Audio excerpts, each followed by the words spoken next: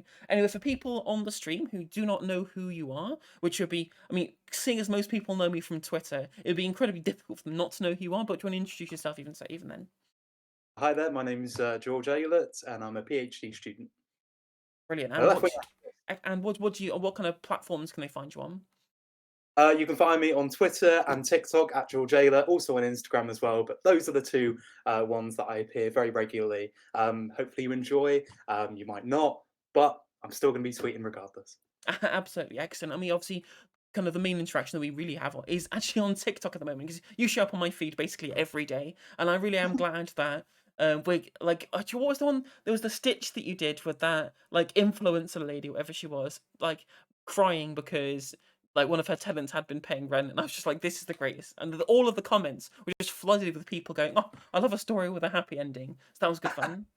Thank you very much. And indeed, she's deleted the video now, unfortunately. Oh Same no. for the other landlord guy who's also deleted their original TikTok. So you've got to keep on pestering them, and Very true. slowly and surely. Very The fact true. that you really made the Lord cry this week is, something to put on your CV. Absolutely, 100%. I mean, to Graham David especially, my God, I wanted to get him on stream and debate him about this kind of stuff because he does my nut in. Like you've bought an iPhone 13, so you can't afford a house. I'm just like, you literally, this guy's a property magnate. Like surely he can't be like this absolute five-headed, like sort of smooth-brained about this issue. He must surely know what the property market looks like. That's his fucking job. Yet he's doing this the silly boomer shit of, well, if you cancelled Netflix and stopped eating avocado toast, maybe to be able to afford the deposit, which drives me around the bend. The landlord who was crying about, thinking they would have guaranteed income from, this commodity. If they just cut back on their Netflix, then they'll be fine. I'm sure there will be. True, tap into that rainy day fund. Anyway, Oh, there we as someone pointed out in chat, obviously there with the strikes going on, and with the Labour Party ostensibly being the union movement's representation in Parliament, we've seen the Labour front bench being forbidden to go on picket lines. People being talking about there being being reprimanded by the chief whip. We've had David Lammy go on TV and say he doesn't support people striking, not for even for a pay rise. He lies to the public on TV, telling them it was a pay rise when it's actually just their a pay cut being reversed now that the pandemic is over. So, what's kind of in your opinion, what's kind of going to be the future of the Labour Party at this point? Obviously, I've titled the stream "The Death of the Labour Party" because that's what it feels like to me. But I don't know what your kind of view on that is. Yeah, I mean, the leadership have been absolutely dreadful. So when Keir Starmer was standing to be Labour leader, he was standing on the UCU picket lines. But then, as soon as he got elected and the UCU disputes were carrying on, despite outreach, Emily Thornberry came to my university and I said, "Can you raise this with the leadership about the lack of solidarity with the UCU?" He was nowhere to be seen. He was missing in action, and I think forbidding Labour MPs, senior Labour MPs, that is, from standing on the picket line and potentially facing disciplinary action, there will be huge backlash if there is disciplinary action. But then again, that needs the parliamentary groupings to actually fight back. So when Jeremy Corbyn was readmitted to the Labour Party and still didn't have the whip restored, that should have been a moment when the Socialist Campaign Group should have done something about it. And yet, if they're not going to fight back for that, I don't know what's going to happen in terms of the response to disciplinary action for, attending a picket line. But I think a lot of this pressure will come from the unions. I'm a Labour Party member. I've been a member for the last 9 years, and I completely understand the reasons why people have left. But the way I see it right now is that even though Labour have not got a God-given right to exist, right now, despite the leadership, they are still institutionally a party of organised labour in the sense that 11 out of 48 of the TUC members are affiliated to the Labour Party and a huge say of the way Labour Party operates. So if there's going to be backlash, I feel it's going to come from the unions, and we'll probably talk more about that. But what's your opinion? What do you think is going to happen next? I mean, the issue I have, like, I think the problem that we have at the moment is that a lot of the discourse kind of stems around the idea that a lot of people kind of think, especially kind of centrist liberal types, think that Keir Starmer explicitly coming like using his platform to be pro-union as the leader of the Labour Party. They first of all think that it's unprime ministerial. Like David Lammy explicitly on TV said that he thinks that a party of government in waiting can't be seen to be standing on picket lines, which is obvious nonsense, right? Um, But the centrist opinion on this is, well, even if that's not true, they have to take this line to want to appeal to a wider coalition of the voters. But as we've seen from the polling that came out from Savanta Comres and Opinion and places like that, have all shown majority public opinion in favour of strikes and in favour of union action that's been happening because of the RMT. So the idea that, so even if we have like an ideological opinion that what we want to see is the Labour Party to explicitly see be pro-union because that's what we believe is in the spirit of the party itself. But even from a pragmatic perspective, the if we want to go along with public opinion is in favour of strike action. So it doesn't make sense on either of those grounds for them not to explicitly come out in favour and allow members of the party to actually be on the picket lines. So that's the frustration that I have, is that the neither of the possible kind of anti-union lines coming from the kind of the liberal wing of Labour Party make any sense to me at all. Yeah, no, I think it becomes a self-fulfilling prophecy. So the leader of the opposition has huge influence, and the Labour Party have huge influence on public opinion. If you come out against the strikes and you keep on saying, "Oh, strikes bad, strikes bad, strikes bad," that just feeds into a wider narrative and it marginalises the trade unionists, which can be a big problem. And then it becomes that sort of self-fulfilling prophecy of, "Oh, we think if we oppose the strikes, the public then won't back us, so therefore we'll say we're on the fence, probably against." And you keep saying that, and then that shifts public opinion. You should lead public opinion and you should change people's hearts and minds. And already, like you've said, most of the people are on the side of the unions right now. And I think Keir Starmer's on really, really fragile ground right now. So Labour under Starmer, they've lost around £1.6 million from trade union funding since he began his leadership, and around 1.5 million from memberships as well. Unite, the union, have cut funding or consider cutting funding. The CWU are cutting funding, or at least giving funding to members of parliament or Labour parliamentary candidates who will be on board with them. GMB have cut funding in London, and now there's serious talks about ASLEF and the FBU leaving the Labour Party as well, not to mention that the Bakers Union have already left. So this is really, really fragile ground for Starmer. I actually do want there to be a Labour Party. And the first past the post, it is either the Conservatives or Labour. And, you can talk about all the things that need to change, and that's fine. If all these unions are considering cutting funding or even leaving the party, that is going to spell huge trouble for Labour. And yeah, I really hope Keir Starmer doesn't get to do the damage. Yeah, like someone in chat was saying, like him trying to win the hearts and minds of like places like Stratford upon Avon. Well, that seems to be the tactic. When we look at, I was talking with Antifacog on a previous kind of chat that we had on stream about the local elections, where the Labour Party gained seats and gained councils was in London. It was in well off the quote unquote metropolitan liberal elite. Like I always that phrase that you obviously hear like all over fucking Twitter and the news drives around the fucking bend, because what they mean by metropolitan liberal elite is mostly just progressive student types. A lot of that's what they mean by metropolitan liberal elite, which isn't really true. Like the people who are on like the lowest wages in the country are all young people, right? The kind of the huge wealth divide in this country is an age divide. The class divide is becoming an age divide more and more over time.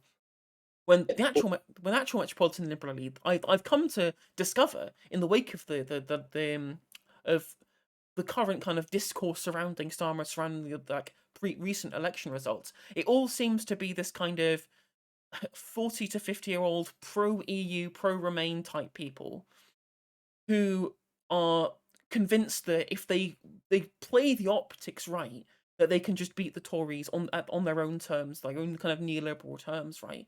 So I was having this interaction on someone on Twitter who was all pro EU, follow back pro EU, pro Labour or whatever, saying that they should be in the EU so that we can use foreign workers as agency workers to break the strike. I'm like, what kind of universe is this person living in? And that's the kind of voter I feel is being appealed to by the Labour Party under Keir Starmer, and that's why they're winning councils in places like Wandsworth, but they're losing councils in red wall seats, and that's why the most of the victory, as I was saying previously before you joined in Wakefield, wasn't really down to like a resurgence in Labour votes. It was really the collapse in the Conservative vote in that area. I don't know what your opinion on that is.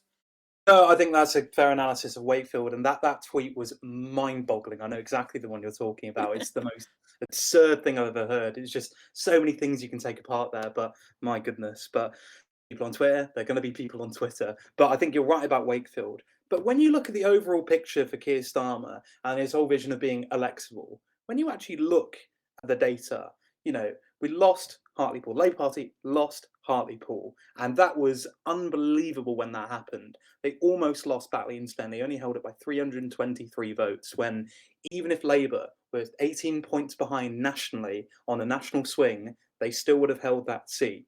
And to lose that, or sorry, to almost lose that is absolutely shocking. The 2021 local elections, losing hundreds of councillors, and then the 2022 local elections, like you were saying, going backwards in most of England, apart from London, but in the north, really didn't do too well. And like that party in Tower Hamlets, that tiny party in Tower Hamlets, made more net gains than the Labour Party did. It wasn't a great outcome. Fair enough about the result in Wakefield. I do feel it was mainly a collapse of the Conservative vote. I know, I think you discussed this earlier. It was a complete collapse of the Conservative vote. Loads of Conservatives staying at home, and then to lose the deposit in Tiverton and Honiton, a lot of tactical voting going on there. But Labour still ran a campaign, and Labour activists, they wanted their candidate and campaigned for their candidate with signs up for their candidate and everything, and they lost their deposit. So £500 just gone like that. And I don't think Labour Party can really afford to lose £500 here and there, but I guess it's what happens next. And I think Keir Starmer might become Prime Minister by default just because this Conservative government are just so bad, especially with the cost of living crisis. But the next steps forwards right now, there's going to be a lot of attention on the unions, and we need people to stand with the unions as much as possible. So Keir Starmer won't do that. He should be replaced with someone who actually will. 100%, you're absolutely correct. And like the big kind of resurgence in kind of union support is really good to see. Like, I don't know, I think TUC tweeted out that they'd seen 184% traffic to their join a union page, was really good. The Trades Unions Congress page on TikTok is going fucking mental right now. So much traffic towards their TikTok page too, which is really, really good. Young people finally getting involved in the union movement. I've been spent ages. I've been emailing people at unions. I'm CW member. I've been emailing people. I've been tweeting at people, going, "Young people aren't joining unions. What the fuck is going on?" Where I think it was like 9% of under 25s in the UK. There was 16 to 25 working, like people who are in work. We trade union members. I'm like, this is embarrassing. We could look across the North Sea, and you look at places like Denmark and Sweden when they have 80, 90+% union density, and then we're looking at under 25's 9%. That's pathetic. And there's clearly not been enough engagement from a union base to be able to want to get young people involved. And I'm just, quite frankly, one of the best things that's happened from the strike action and the discourse surrounding it is that it's got young people involved. And finally, some of the social media managers of these trade unions have actually managed to get on the TikTok train, because I'm just learning myself about the level to which that you actually get so much natural engagement on the platform, which is really good to see. But you're absolutely right in saying that there's going to be kind of a big there's going to be political kind of earthquakes happen within the Labour Party should Keir Starmer become Prime Minister by default. Although I don't think that's even a foregone conclusion either. Like if Boris Johnson stops being the leader of the Conservative Party, because I've done videos on this too, and the line from both the Labour Party and the media have been trying to explicitly blame Boris Johnson and Rishi Sunak in the cabinet for the issues that have gone down with the Conservative Party as a whole over the past 3 years, and completely whitewashed the 7 years previous, right? Or I guess 8 years previous. It feels like loads of liberals just kind of forgotten that David Cameron basically like destroyed huge sections of poor people in this country. Like tens of, possibly even hundreds of thousands of people who died because of austerity. And yet suddenly the only real thing that's become a scandal is the fact that Boris Johnson went to a party when he shouldn't have done. So that framing of this being a Boris Johnson issue means that come the next election, if there's a different Conservative Party leader, you can't have that be part of the electoral discourse anymore. You can't talk about the issues surrounding the last 3 years of Conservative rule, because that's a Boris Johnson issue. It's not a Conservative Party issue. And there's been a concerted effort from both the Labour Party, like people like Wes Streeting, and the media to frame it in such a way, possibly deliberately by the media, because they want to make sure that he goes and someone more competent is in charge to protect their own interests, to make sure there isn't a Labour government, and just Labour just not properly creating the situation that they need to ensure that they win the next election. Yeah, no, I think that's completely fair as well. And even the Liberal Democrats not ruling out going into a coalition with the Conservatives as well. The Conservatives might lose many of these so-called blue wall seats in the southwest, and all right, fair enough. But if you're going to just replace a Conservative MP with a Liberal Democrat who was going to support a Conservative government, not really changing much. And if you change the lead from Boris Johnson to somebody else, they'll go, "Oh yeah, at least it's not Boris Johnson." The Conservatives are very good at rebranding. They did very well at rebranding. Theresa May very much rebranded it from the Cameron era. Boris Johnson successfully did it from May to Boris Johnson. She won, I think it was around 7% of the vote in the European elections. Now, they are different from general elections. But to go from that historic low, the lowest share of the vote for the Conservative Party ever in a national election, to winning 45% of the vote at the end of the year under the guise of Brexit, they're very good at rebranding. And if Boris Johnson goes, does not necessarily mean it's going to be automatically. I do think there is a chance Starmer will be the default prime minister just because everything is so bad, but that's not a foregone conclusion, especially with the Lib Dems. But yeah, no, I was wondering about the CWU banner. But yeah, no, they're a good union, and I think the whole UCU action as well really has got a lot of students on board. Even in I'm at the University of Leeds, and ourselves, we've managed to, like, the Leeds UCU branch, we've been successful. We went ahead with the marking boycott, 4 years of strike action, action short of a strike, asking nicely, and then the marking boycott. We had an occupation at the university as well, and this put relentless pressure on university management to negotiate a deal, and a deal was negotiated and agreed. And we're seeing more and more UCU branches get deals after the marking boycott and all this pressure.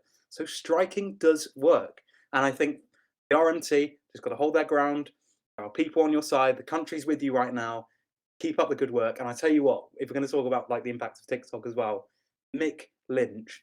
Oh my goodness, what a man! Well, He has Giga been Chad. doing amazingly, and we need more effective communicators like that. And I tweeted earlier, actually, I think Mick Lynch, Joe Grady, the General Secretary of the UCU, and Sharon Graham, the General Secretary of Unite, they're going to do more for the working class. I think Keir Starmer will. And I think Keir Starmer's actions about the picket lines and everything like that, it just shows that, I do think the union leaders, militant unity, is going to deliver bold, radical change more than the Starmer government.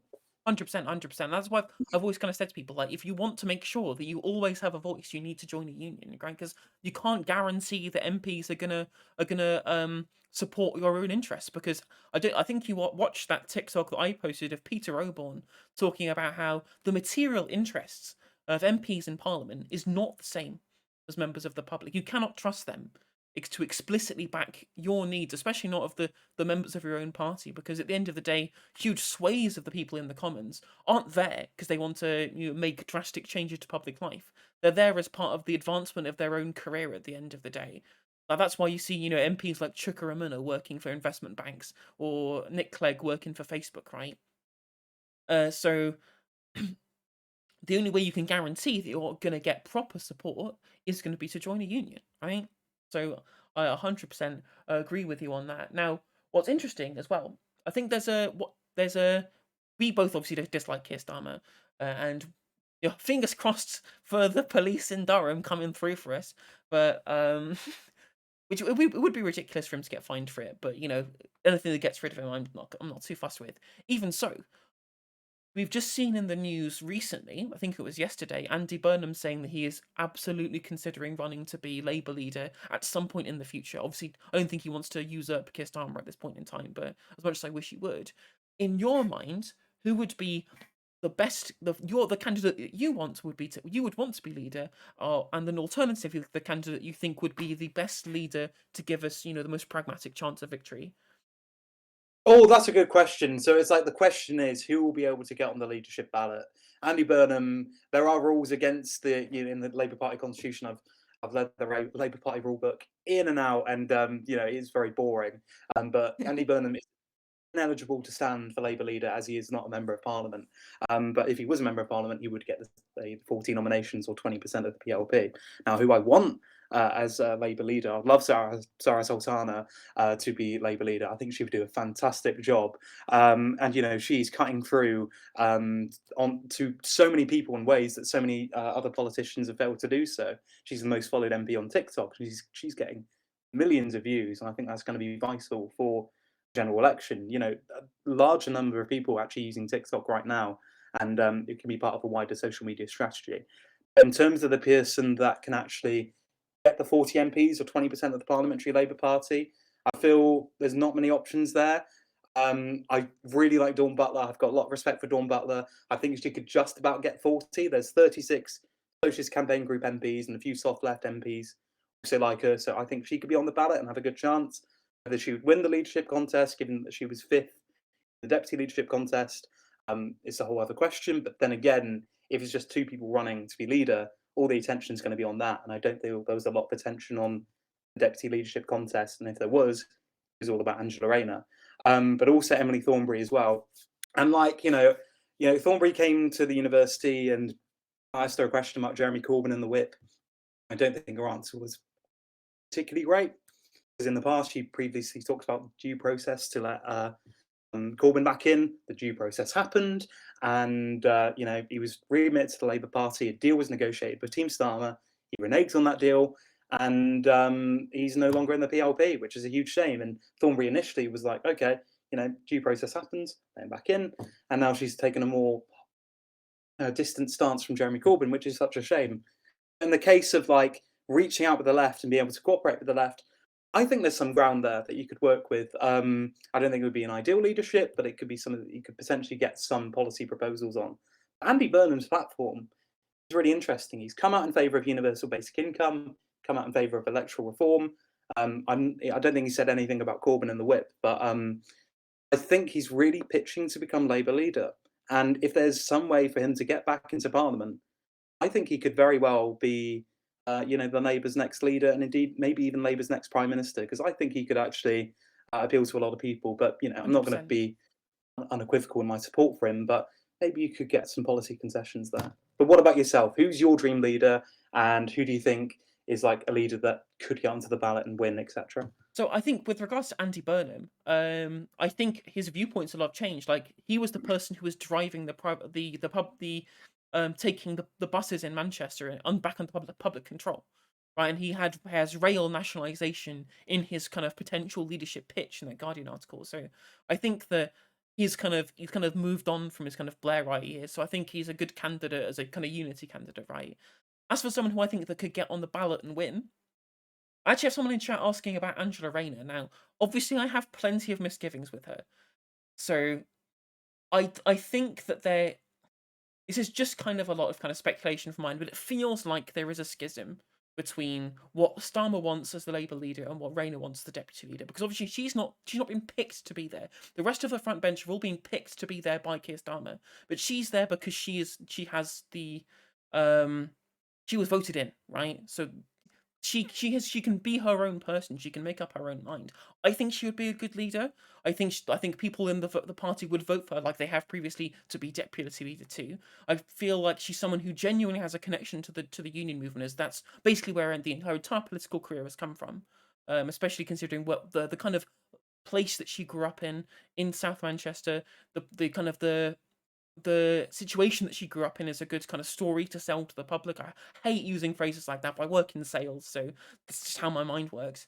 I just the amount of kind of factional backstabbing that she engaged in, especially with regards to the way in which that she was kind of brought into the kind of main fold by the Corbyn leadership, I find frustrating. But does that mean that I don't think she'd be a good Labour leader? I think she would be a good leader, and I think she would speak to people especially regular working people, in a way that fucking Mr. Rules doesn't, right? Um, Another, like, my dream leader would be Clive Lewis. I do think that not only do I think I really agree with a huge great deal of his politics, I also believe he probably would be a good candidate for people to vote for as well, pragmatically, in that he's an ex forces guy, right? And there's so many people who are always throwing this, oh, you can't vote for Corbyn because he hates Britain, kind of, or the Labour Party hate Britain, or hate whatever. That's a kind of line that you get from a lot of anti-Labour people. You can't really throw that accusation at somebody who's come through in the forces, right?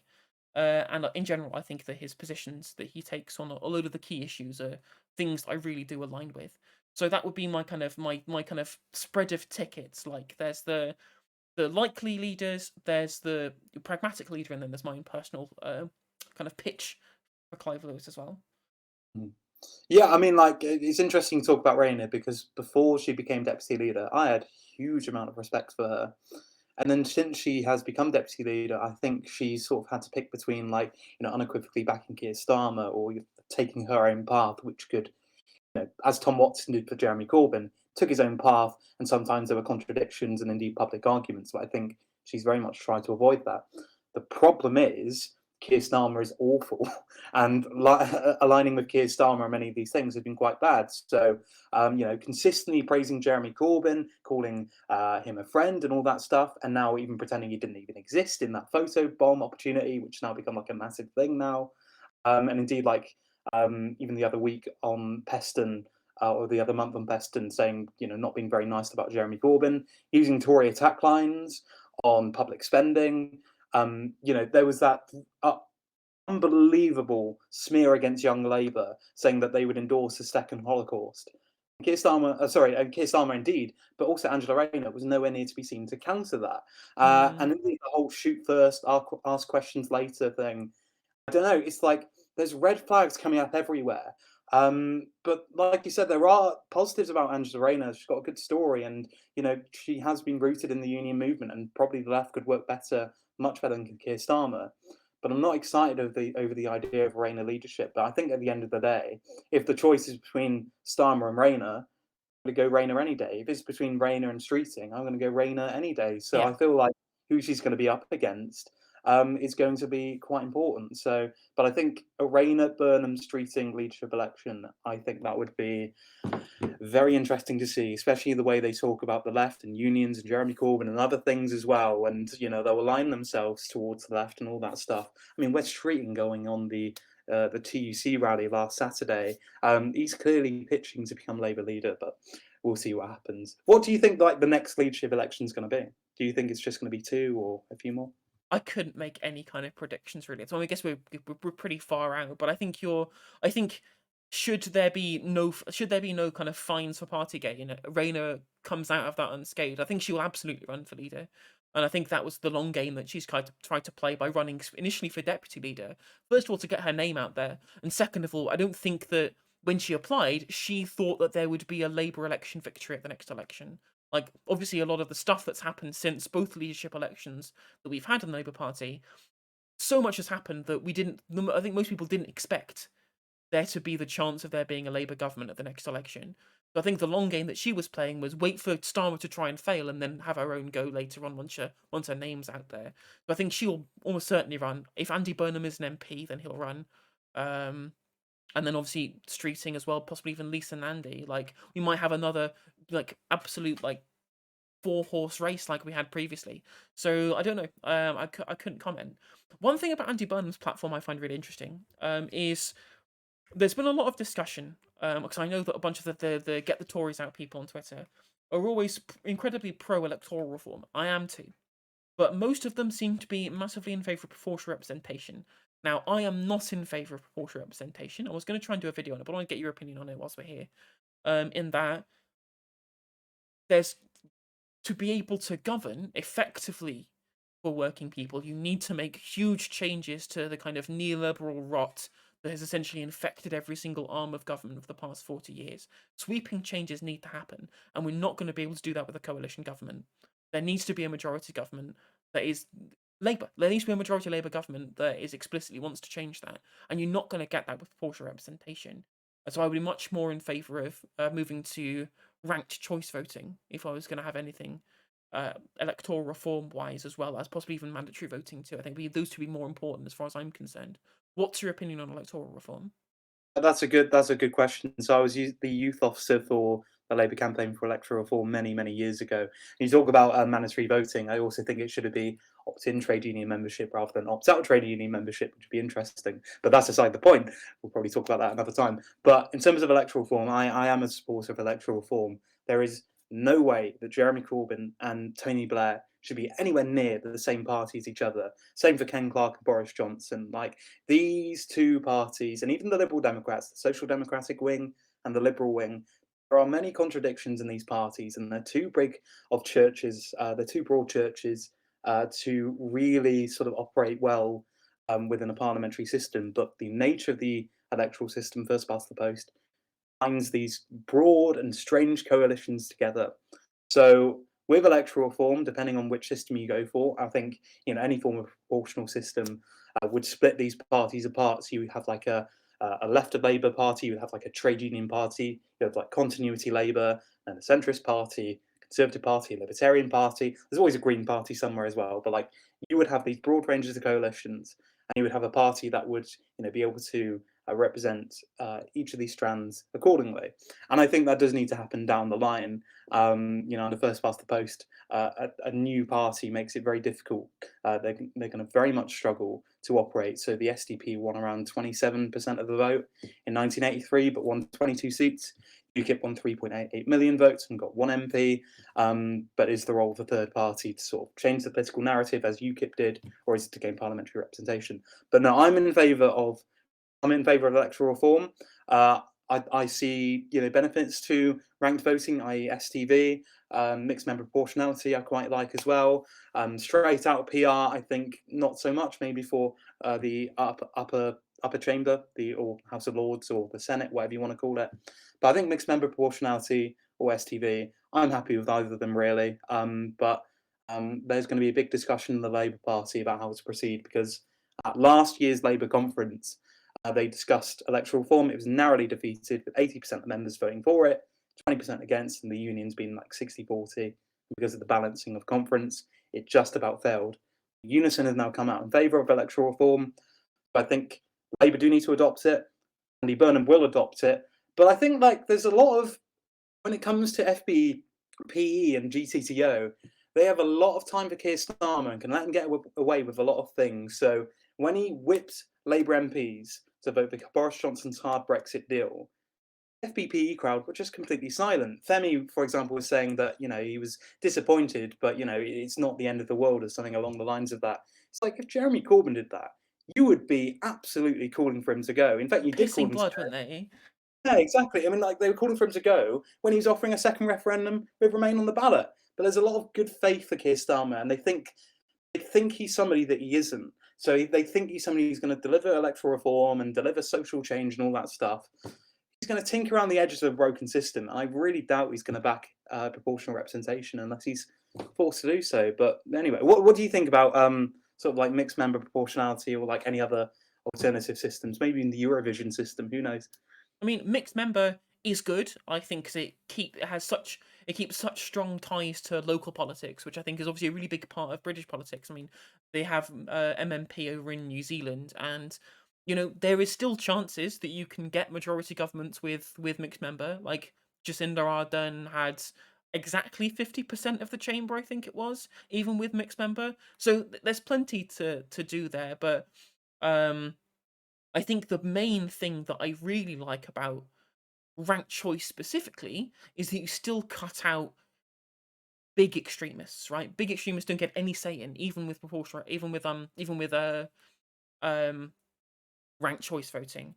Because you look, so for example, the reason why I think that ranked choice voting works so well is you look at Australia specifically, right? And the recent election results that you had there, where Pauline Hanson won nothing, independent candidates who had no party backing them managed to win huge numbers of seats. So local politics still has a really big kind of influence on party political life as well. Because independents, if you run a good campaign, you can still win the seat, because there are it's complicated to think of all of the different kind of moving parts that come out of something like ranked choice voting and the way in which it affects how people vote. But there's still a majority government. There's still representation in the House of Representatives for minor parties who managed to win on the grounds that they had enough support. But the huge extremes, like Pauline Hanson's One Nation and the United Australia Party, all those people, they don't get a look in, because they get covered by the fact that you have to have at least some amount of popular support to be able to win a seat under ranked choice voting, and I think that's why I favour it so much. It's interesting. I'm not against the idea, and I think when that debate happens, if either of those go ahead, I'm open to either. I used to Yeah. be like a massive proponent of STB, And at the 2016 Scarborough conference, the infamous Scarborough conference for Young Labour, I proposed an STV motion there. Yeah. But I'm open to either, really. I just want to see some And change because literally anything is better than first past the post. Literally, any amount of change is fine by me. But I do think that if we changed it like STV, like I don't think Labour would lose an election for a huge amount of time, unless there's a massive amount of political sea change. Because like there would be so many seats that would just the the overall conglomeration of the vote would just go to Labour every time, and so many of these seats, like for example, like the one that really pisses me off, right? The ones that there's always that one seat where the Lib Dems always make sure that Labour lose to the Tories in those seats. It's Chingford and Wood Green in 2019, where I think Pfizer Shaheen lost to Duncan Smith by like 600 votes or something like that. And I'm just like, if there was like an instant runoff here, we'd have no more IDS in Parliament. And that man is literally my most hated MP. I utterly despise IDS. He is the absolute dirt worst. I would send him to The Hague for crimes against humanity at this point. Wow. But yeah, no, like, and Pfizer Shasim was an amazing candidate as well. Same for Stroud too. That was very much a marginal seat, and the Green Party. They were like, "Oh no, we're going to run here. We've had the former member of the European Parliament, and some data shows that we could do very well." What ended up happening is, of course, the Greens got a large amount of votes, enough to sort of split the Labour vote, and you ended up with a Conservative MP again. Yeah. And I just remember in 2019 something that's not really talked about. I've already mentioned it in my thesis at some point, but basically, lots of these polling companies and not polling companies, sorry, these are like tactical voting websites, just conveniently saying like vote Liberal Democrat and vote Green in places where they really had no chance of winning. And I remember Best for Britain publishing data in Kensington saying that Sam Gyimah, the former Conservative turned Liberal Democrat, was the best chance to win in Kensington. They got 8,000 votes, and I think the Labour candidate got 11,000, and the Conservatives won by, I think, 300 to 600 votes. And I think that was just absolutely appalling. And for these companies to be like, oh, yeah, vote Liberal Democrat in a seat where they have no chance. And people buying that, and then Liberal Democrats, posting that on their Lib Dem bar charts, and even in North East Somerset, where I used to live, when Jacob Rees-Mogg's the MP, like Lib Dems were saying on a poll which had no, like, it was the most ridiculous thing. They published a poll saying, if it was only the choice between the Liberal Democrats and the Conservatives, which one would you vote for? And then Labour was like on 8%, which is phenomenally thinking about it. But then they published that as a poll saying, we have a chance to win. Well, in a hypothetical election, sure, but this is a general election where Labour are standing, and they had the seat in different boundaries in 2010. And I think they're the most ludicrous political party, and they are dirty when it comes to campaigning, the Liberal Democrats. But Oh god. yeah, no, I remember those polling companies, and that tactical voting really did screw over Labour Yeah. in some places. But we'll see what happens next time. But I think tactical voting, like in Tiverton, Honiton, and Wakefield, seems to be going against the Conservatives right now. But if it's used in a different manner, it could really damage Labour, actually. Yeah, 100%. I do agree, and I share similar sentiments with regards to the Lib Dems. As someone who was stung by them as a politically naive 18-year-old in 2010, never again. Fuck those people. Fucking hell. Oh my god, seriously? Oh my god, they're just dirty. They're They're really, dirty. really I awful. mean, and also, not only did I get obviously stung by them by voting for them, thinking, oh, they won't, oh, the student fees. I'm a politically naive person who doesn't understand how the political parties work as an 18-year-old. Throwing away my vote for a Lib Dem candidate when the Lib Dems went into coalition with the fucking Tories, and then not only that, I also all those people in the constituency that I voted in at the time, which was Lancaster and Fleetwood, the vote splitting gave Tories the seat again. And God. driving me mad. But at least we always got the beauty of the 2015 election. I don't know if you followed the Lib Dem Deposits account on Twitter at the time, just tweeting out every time a Lib Dem candidate lost it. Oh god, that was beautiful. It was what Yeah, that was. the one shred of joy I got out of a Conservative majority. Yeah, no, I remember. And like 2019, it was an awful, awful night. But seeing Joe Swinson lose his seat, the leader of the Liberal Democrats losing his seat, and then Nick Clegg losing his seat in 2017 as well, it's like there are some good moments of hope. And the thing is, Liberal Democrats, they are beasts when it comes to by-elections, but then when it comes to general elections, they're still really struggling to recover from 2015. And like you say, you're one of those people. It's not your fault. They ran, that campaign and made so many promises, and they really tried to appeal to young people, and they were successful. I think around in the 2019 election, 62% of 18 to 24-year-olds voted Labour. In 2010, that was around 29%, and the Liberal Democrats around 30%. They Mm. really ran an effective campaign, and then they lied, and now they're still being punished for it. But I think some people are forgetting about it. But you and I don't forget, and No, I think. never. Well, the issue is that we have some people saying, "Oh, well, we can be part of a progressive alliance with the Lib Dems." We've got Lib Dem candidates calling in the army to be strike breakers. Other Liberal Democrat members saying that they won't rule out another coalition with the Tories. And just in general, like it's just incredibly frustrating that they're just incredibly brazen with their lies. Like in Chesham and Amersham, they won that by-election campaigning from the right against the Tories. They realised that the local issue with regards to Chesham Amersham was just it was just a NIMBY vote. They were angry about the potential change to planning laws that could essentially be used by the Johnson government to be able to get better funding from what I forget what the name of the company is, but there's like three main like house building companies that are in bed with the Tories, and they would change planning regulations so they could local money could be thrown at these construction companies. And then the Lib Dems campaign saying, "We will not change the planning law. Do not worry, friends. No more affordable housing in your area. We will happily make sure that your house price continues to increase again and again and again, and your green belt will never be built on." I'm like, this you're campaigning for the NIMBY vote. This is not a progressive party that we're dealing with here. And they're not a progressive party. Neither they had that chance in the dying days of 2019, just before the general elections, as sort of like a caretaker Corbyn government to Mm, extend Article 50 and all that stuff, and they said no. And if it was the choice between Corbyn and Boris Johnson, I think they would have easily gone for Boris Johnson. And I think even next time, like you say, they're not ruling out working with the Conservatives. And Ed Davey is somebody, and people seem to forget this.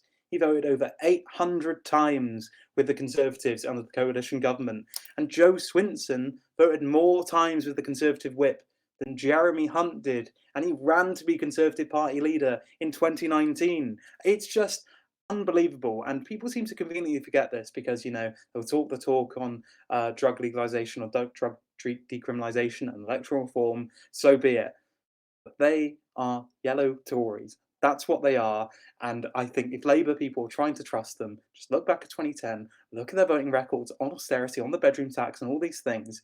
You cannot trust the Liberal Democrats. yeah, They are awful. yeah. At least you know with the Conservatives. Yeah, it always goes back to that tweet where it was just like, yeah, we managed to get the concession on 5p bags, Oh. in by reneging on the idea that there shouldn't be huge swathes of benefit sanction reforms, but whatever. It's an absolute scum party. But it's a shame because I grew up my my political kind of initiation was with the Liberal Democrat leader being Charles Kennedy, being kind of like a progressive voice against Tony Blair and the Iraq War at the time, right? If he was still alive today, he'd be absolutely well. I mean, to be fair, at the moment he's probably still turning in his fucking grave at the state of the Lib Dems nowadays, right? I like Charles Kennedy. I think he's a good guy. And I grew up in Bath as well, so that's pretty much Lib Dem. It's always been like between Liberal Democrats and the Conservatives. In 1966, though, Labour were around 600 votes away from gaining it, and if Labour would have gained Bath, then that could have really changed the side of history. And it's a city with two universities, large young population, very liberal. It's a place that Labour could actually do very well in the future, but just tactical voting has really banged it together. So I'm very much used to Liberal Democrats, and I also studied in Hull for 4 years, and Liberal Democrats were the alternative or the opposition to the Labour Party, and they've just gained the council, unfortunately. But I'm very much used to Lib Dems, and I know the dirty games they play. And there might be some good, or at least like people that you could maybe work with broadly on some issues, but most of them, other representatives, are very, very bad. But yeah, no, like seeing how they operate and everything like that. Not a good party. But yeah, like I was Yeah. saying, at least you know with the Conservatives, you know they are bad. You know where they stand. You know what their values are. You know what they want to do. With the Liberal Democrats, they'll paint themselves as progressive, but when they get political power, they will do awful things. So, but And yeah, again, and I again, think that's. I think half of it is also down to the kind of phenomenon that I described previously, where I think a lot of them they play so many dirty games and try to appeal to such a wide base to try and win whichever constituency they think they can win at the time, and use political chances. Is because again, I think a lot of these are just people who want to be able to join a party and become an MP to advance their own career moving forward. Like, I hate to be cynical, but what other kind of possible kind of conclusion can you draw from somebody who is so completely insincere with their kind of political prescriptions when trying to get elected? I can't think of any other possible kind of justification that they would have for campaigning on a completely different platform to the one that they actually engage in when they're in parliament. Yeah, I know. I want to know where people stand, and I do not like Wes Streeting. I think his values are bad.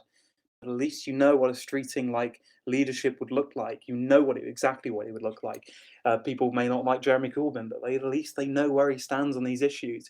With Keir Starmer and Ed Davey, they are two slippery people who say one thing one day and then do another thing, and I just do not like that. And I think people seeing on Twitter being like, "Oh, this shows the popularity of the Labour and Liberal Democrats right now." These by-elections weren't a referendum on Keir Starmer or Ed Davey's popularity. It very much was in these areas a vote to get the Tories out. It wasn't because we love Keir Starmer. It wasn't because we love Ed Davey. It was to get the Tories out. And I think if a lot of people look at that information and go, we're on the path to government under Keir Starmer. He's just about to alienate 6 million trade unionists. And like I said earlier, like so many unions may be considering leaving the party. He's got a fragile coalition base. And when he's alienating young people, when he's alienating trans people, when he's alienating Muslim voters, when he's alienating trade unionists and socialists, if you break that coalition up, there will be no Labour government. And I do actually want to see a Labour government. I'm a Labour member. I want to see a Labour government. Starmer could do very bad things, especially if the Conservatives sort of get their act together, which I'm scared about, very scared. I don't want to see a Conservative government. They are doing awful things and been doing awful things for the last 12 years. But I want to see a Labour government that will actually do something different. And if Keir Starmer won't do it, at least we know we have the union leaders on board to actually fight for the working class. True, very, very true. What I think is interesting as well is when we look at like electoral calculus. I've talked about this on stream previously, and I don't think people quite realize the amount to which demographic change has massively affected electoral calculus in recent times. Like everyone still thinks that we're having elections in the 80s and 90s, and we're just not.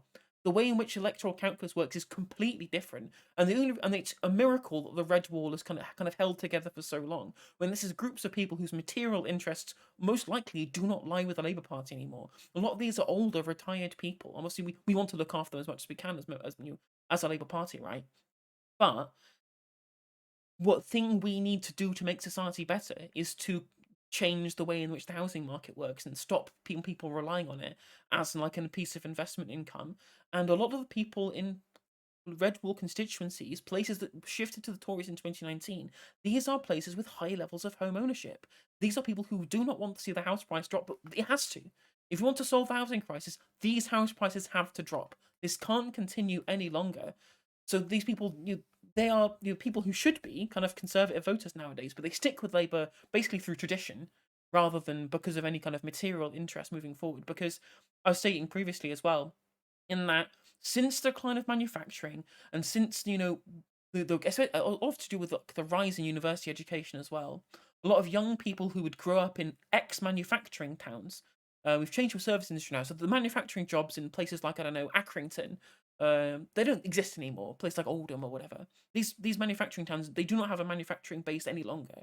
So to be able for young people to grow up, they have to get a job. They have to move into large cities. They have to move into places where jobs are plentiful in the service sector. So we have these kind of conglomerations of young people kind of all boxed into incredibly high density urban areas.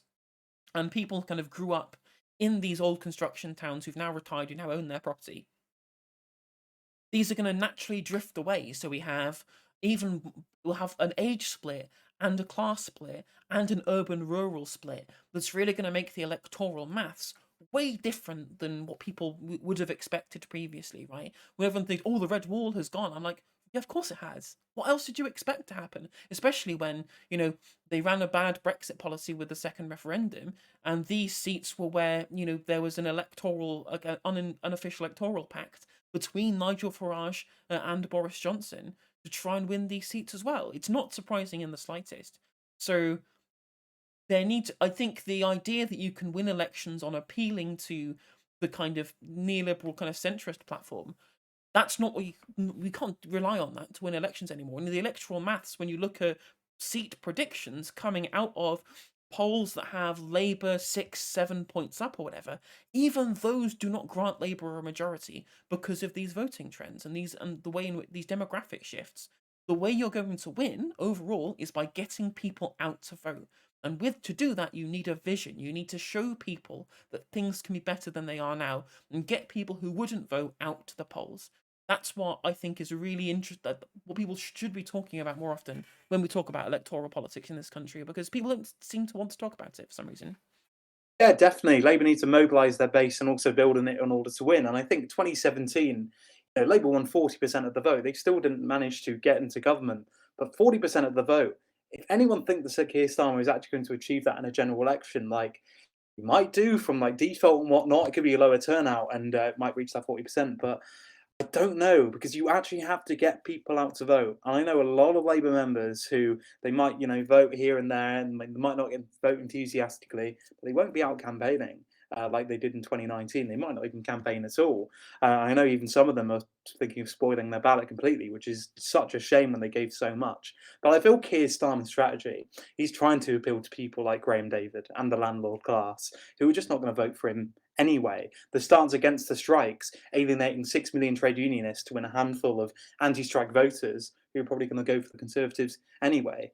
It's just a lot of Conservatives are staying home right now, which could work in his favour. But in terms of the things you said about the Conservatives performing strongly, if they win 38 to 40% of the vote, they are back in government. And with things like, 2019 was all about, a Brexit election that dominated the narrative, and hence why a lot of seats that, 52 out of 54 seats that Labour lost in England, they voted for Leave in that referendum.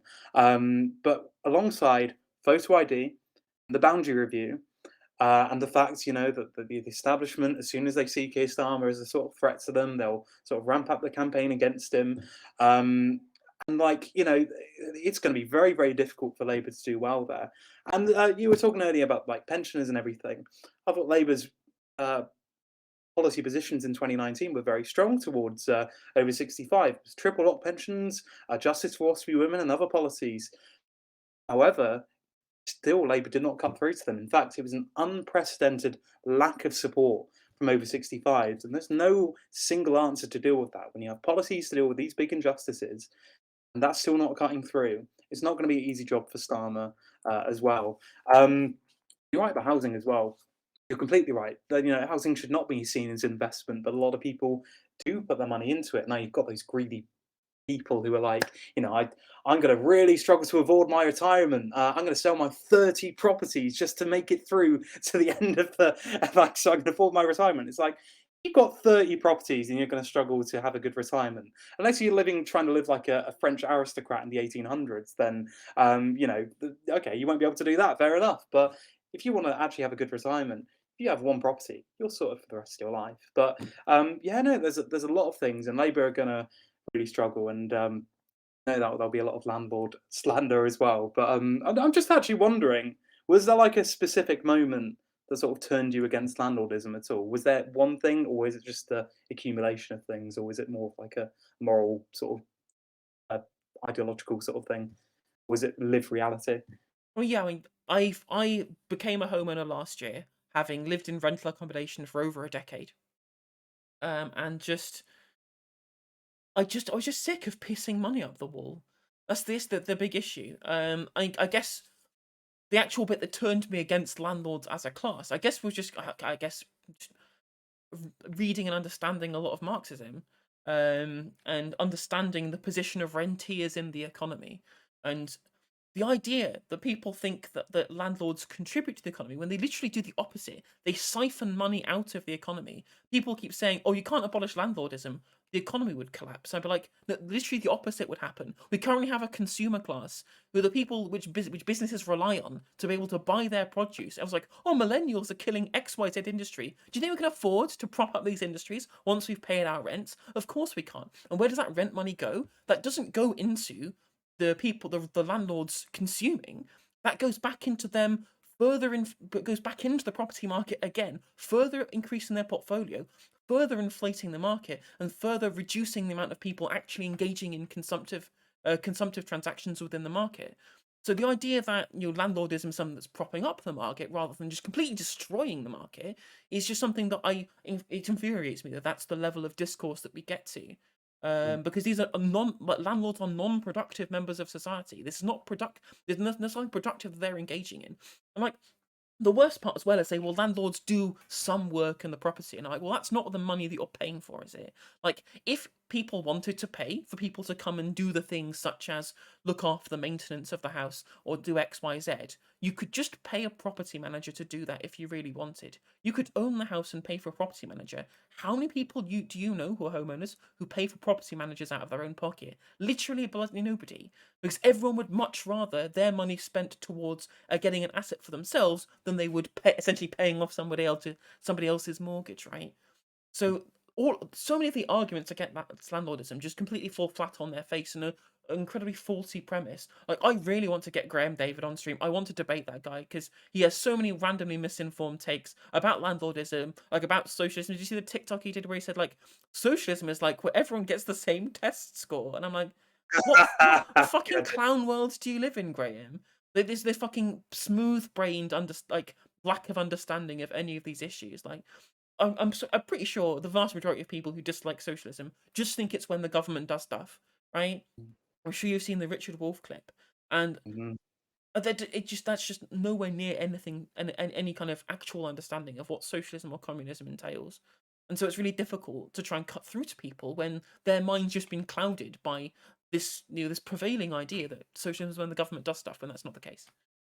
Yeah, and they think communism is capitalism, but nobody gets paid. It's like, no, come on, you've got to have a wider understanding here. But I think there are a lot of ignorant people out there. It's the ones who know what they're talking about and they play dumb and they sort of change into that narrative. But the whole landlordism stuff. Oh my God, you're completely right. When there are people saying like, "Oh, if we got rid of landlordism, people wouldn't be able to rent anymore." It's like, "Oh yeah, okay. If we abolish landlordism, these houses would just vanish into thin air. They would disappear. They'd be Thanos clicks out of existence for good." What they need to understand is that abolishing landlordism is the transfer from the landlord class to the public. We do not need landlords. Society does not need landlords in order to function, right? The state, local authorities, or housing cooperatives could do an extremely good job in maintaining that property, and the money would go back into housing, right? Instead of lining the pockets of a landlord. It's just like you say, every single argument falls flat in their face. So if you do get Graham David on or another landlord, just let me know, and I want to watch it. I really want to see Graham David cry or a landlord cry by the end of the stream because I think it'd be very easy to rip into their arguments and yeah, it's just the whole like. I'm not sure if you saw my TikTok, which was like I replied to somebody who was saying actually we need to appreciate the hard work that landlords do, and then like it was completely bombarded in comments saying like I reported mold in my flat about 8 months ago, and I have a child who lives there. The landlord's doing nothing. In fact, they're ignoring my calls over and over again, and just more and more stories of landlords doing nothing. In my case, during the first lockdown, I'm still a student back then, and I paid for a student property, but I was out of the property when the first lockdown happened, and then for different circumstances, I had to go to Wiltshire because the people are living have kept on breaking lockdown rules. I had to be away from that. Legally could not access my student property. So I was paying £80 a week for a property that I could not legally access. And the landlord, who had no outgoing expenses, no electricity was being used, just nothing, they were making £80 every single week. And I think that was the moment that really radicalized me. I don't think anyone really likes sort of landlords if you're a renter, really. You might have good individual landlords, but then you hear horror stories online. I'm not sure if you saw that tweet on Twitter, but I'm not necessarily saying it could be verified, but it might be true, and it didn't surprise me if it is true. Somebody left a box of chocolates for their landlord, and the landlord not only took the box of chocolates, but charged them a £30 cleaning fee because they left their room untidy by leaving the box of chocolates behind. And you do hear stories like that where there's a tiny bit of blue tack to the wall and they charge you £70 for damages. It is unbelievable. What we need to do is nationalise every single accommodation firm, and limit the number of properties that any individual can own to one. And I think that would be good. And I don't think I'm preaching this to the converted here. Yeah, true. But like, it's like, are there any sort of measures that you would want to see alongside a plan to abolish landlordism? And like you say, are there other landlords that you want to debate at all? I mean, in general, I think limiting the amount of properties is good. Like Ash Sarkar did a really good tweet, and that she thinks that the best way of abolishing landlordism is cyberbullying, and I fully agree. But what we essentially need to do is flood the market. We need to make sure that, because I mean, I don't think that there's going to be a political party that's going to come and say we're going to limit the number of houses people can own. I don't think there's people who are going to say we're going to make sure that we're going to abolish landlordism tomorrow. But what we can do is use the power of the state to be able to create a huge council house building project. Again, another good thing that was in Andy Burnham's perspective, Labour leader pitch was massively expanding council housing. Because the reason why there's two main reasons why landlordism has become so prevalent nowadays. Like I've said previously, it's only 2011 the people in private accommodation overtook people in um, social housing right in this country. So it's only a recent phenomenon. Obviously, the sell-off of council houses in the 80s didn't help. But the two kind of the main thing um, that's kind of led to the issue that we have now is interest rates. Like interest rates have been historically low. People have been drunk off of low interest rates. The investor class have been for a very, very long time. Again, this is a failure of New Labour and a failure of the Conservatives. They both two people who helped continue this issue. And again, because they were trying to appeal to the voting cohort of property owning boomers that you can't win an election without at this point with the amount of turnout that we have currently. So they were forced into doing it for electoral reasons.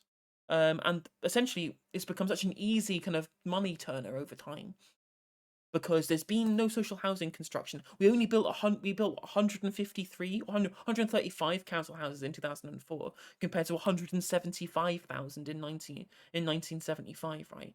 So clearly we're not building enough social housing to be able to deal with the demand for housing that exists.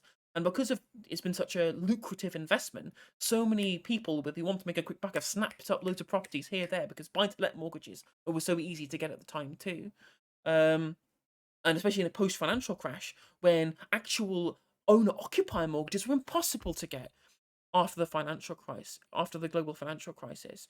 Whereas nobody could get on the housing ladder for themselves, but they could for a buy-to-let mortgage, which is a really big issue. So if we flood the market with new council houses, we can use the power of the state to force rents down. Interest rates are going up anyway because of inflation. So these houses are going to go out of the private rented sector, and we just need to make sure that we have enough of a social housing sector to be able to make it so that landlordism isn't profitable anymore. That's the way I think the most practical short-term solution that we have to be able to at least get a hold on the private landlord sector is by making it less financially viable. And the way that we do that is through fiscal policy at the top end and housing policy from a local authority level as well. Yeah, definitely, 100%. I think that's a really good idea. Building 300,000 eco-friendly homes a year, rent controls, limiting properties to one, and so many other things can be implemented to abolish landlordism. It's just the only problem is, what if we have a government that just does not build these houses? Yeah. It's like, what do we do there? Like, completely agree with that. And I think even in the Labour Party, it's going to be very hard to argue against building 200,000 homes a year, which is still not enough, but it's a good step in the right direction. So don't know. I think it could be a good idea for housing cooperatives to work Yeah. together or cooperate and work nationally together to accumulate these housing and whenever a landlord sells a house, you buy that house and then that money goes back into that national housing cooperative. I think that could be a really really good idea as a short term solution if no houses are being built. But yeah, it's abolishing landlordism. There's no one policy to do it. It's one policy is not a panacea in itself. You've got to do Yeah. many different policies, and I really hope, I really hope when we're looking back at this discussion in 50 years' time, we won't even be thinking about someone says the word landlord, like what a Yeah. lord of a land? What does that mean? Exactly. And hopefully socialism by then. That'd be quite nice Fingers too. crossed, eh? Fingers crossed. I mean, think um I was with regards to housing cooperatives as well. This is where the Corbyn Manifesto pledge for National Investment Bank would have been really important because I don't know if you've seen there's a video by Learner Box about worker cooperatives in which you know having public support for worker cooperatives is a really good new way of transitioning towards a more a less capitalist economy, I guess the best way of putting it. And national investment banks can have that power. And I think we can, and in the way in which in the way that which in Italy they use the Marcora law, so that people could take, some kind of level of state handout if they were on benefits to start a new cooperative. We can use the power of a national investment bank to be able to funnel into people wanting to be able to create a new housing cooperative as well. So having having state assistance for taking existing housing stock and putting it into housing cooperative. Again, really easy policy to implement. 'Cause all you need to do is have funds allocated by the state to do that, and then create the mechanism for people to be able to apply for that money. And suddenly you have housing cooperatives springing up everywhere because it'd be easy to do so. It's the financial um startup capital that you need to get onto the housing market that is essentially the entirety of is essentially the main reason that people are being excluded from home ownership, because you need that deposit money to get onto the housing land to start with. So state assistance for that would be a really good way of doing it. Like, it's interesting. So with regards talking about like restrictive um restrictive deposit costs, right? Is that it's one thing for I talked about this previously as well. The boomers seem to not grapple with the idea that we live in a different economic paradigm. So when you talk about house prices, I don't know if you've heard this previously, but people say, "Oh well, it doesn't." I mean, house prices are really high at the moment, but we had to deal with 15% mortgages or 9% mortgages. You're going to get a 1%, 1.25% mortgage, I guess it is now, with interest rates being what they are. So you should be thankful for that. I'm like, well, I'm not going to get any mortgage because people can't afford deposits, right? Doesn't matter what the interest rate is, because with your pay, if you're as long it doesn't matter what the interest rate is, as long as I'm paying off a mortgage, I will end up with an asset at the end of it. So this restrictive, and again, this is another thing that happens because of the low interest rates, in that the housing bubble continues to increase. The amount you need for deposit completely goes up and up and up and up and up, with wages being stagnant as they have been for the last decade. I mean, 2 decades. You could almost claim that too, like wage stagnation being bad, not as bad as it in the last 10 years, but clearly in the last 20 years too, that it becomes even more restrictive. So it doesn't really matter about the interest rates you pay on the mortgage as long as you get on the housing ladder to begin with. So having that startup capital available from the state would be really, really useful, especially if it was earmarked specifically for um, housing cooperatives as well. But you need to have a house building on the back of that too. 100%. I mean, you have to debate Graham David. You have to do it, like, because like there is just so much there. There's so much to take apart. Oh my god, yeah, it would be. I really want to. Like, the thing is, like, we have a housing crisis. Like, the state can just build fucking houses. That's a thing that they can do. When the Soviet Union had a housing crisis, they built a city from scratch. Like, literally, there was no city, and then 2 years later there was a city and people lived in it. That's a thing that the government could do, but they're deliberately not doing so because they don't want to piss off a bunch of people who already own property. Like, Yeah, it's exactly. frustrating. That's completely true. And like to see landlords being so angry with the Conservative Party for that, this tenant act, it does have a lot of positives in it. It's nowhere near enough to address one of the massive changes that are needed. But landlords are really, really angry over it, and they're not going to go towards the Labour Party really. But if we're talking about even tinkering around the edges, and the landlords are really, really like angry about it, just imagine what happens if you do build all those houses. Just imagine what happens when you do take these policies into consideration, like rent controls and everything. And I think the scary thing about the rent control discussion is like, sure, there's valid criticisms to look at certain case studies. The problem is these discussions in newspapers and in the media seems to focus very much solely on the landlord point of view rather than the tenant's point of view. In Berlin, for example, they've been very successful for tenants, very bad for landlords, but the narrative in the media is the rent control experiment in Berlin has been an absolute disaster. But actually, there has been meaningful difference for tenants. And there's a whole other thing about media reform, because they get to decide the narrative for so many things. And if they're saying this thing over and over again to millions of people, it does sort of wade into public conversation. Get bricks are done. I remember being repeated back to me on the doorstep, and the Conservative Party, used their messaging, which was amplified by the media very, very well, and indeed sort of saw one voter in Leeds call Jeremy Corbyn a terrorist. A member of the Privy Council, needs to have, and they're monitored by the state and everything like that. They don't let terrorists onto the Privy Council, but they're nevertheless not a terrorist sympathiser, a terrorist. And that was a line promoted by David Cameron in 2015. It carried on over and over and over again. And like the role of the media is hugely important here. So if we are to deliver radical change within society, not just to abolish landlordism, deliver workers' cooperatives and workers' ownership of the means of production, we also need to deal with media reform as well. So It's something that was just really not talked about in leftist spaces enough, and I think there's no fault with anybody. But it's like there's so much that needs to be discussed there, and we don't even know what the alternative is. But I think with the government selling Channel 4, wouldn't it just be great if the trade unions sort of molded together, like molded the sort of budget together to buy Channel 4, and we would have a public broadcaster that would be promoting the interest of organised labour. I think that'd be really, really good. I Definitely. don't support the privatisation. If it is going to happen, the trade unions need to use the system against itself. That'd be really. That's a really. I didn't think about. That's a really, really good idea. But I also think that's why we need to, as leftists, really, really take advantage of new media as well. I think that some there's some credence to the idea that legacy media really is on its last legs right now, and that television programming is obviously a really big resource for that, but social media is a really big resource for getting other people involved in politics as well. And we're seeing that with the way in which, Mick Lynch has become a social media star overnight, basically. And that's changed public opinion in other ways too. So it really involves multi-pronged attacks and not being myopic in our viewpoints with the way in which we try and engage people. Try and use every avenue that we can. What I think I'm trying to do with my Twitch channel, right? Like we need to have more people. We can't just literally the only leftist voices ever going to be on like the right stuff or whatever. We can't continually just wheel out Owen Jones and Ash Sarkar every time. Love them both. Love great journalists. I think Ash Sarkar is the best journalist in the country at this point in time. She's absolutely fantastic. But we need more people, and that's what kind of frustrates me. In that I feel like in the right in the journalism sphere on the right, they get the idea that you need to have some kind of like hegemonic control over the narrative.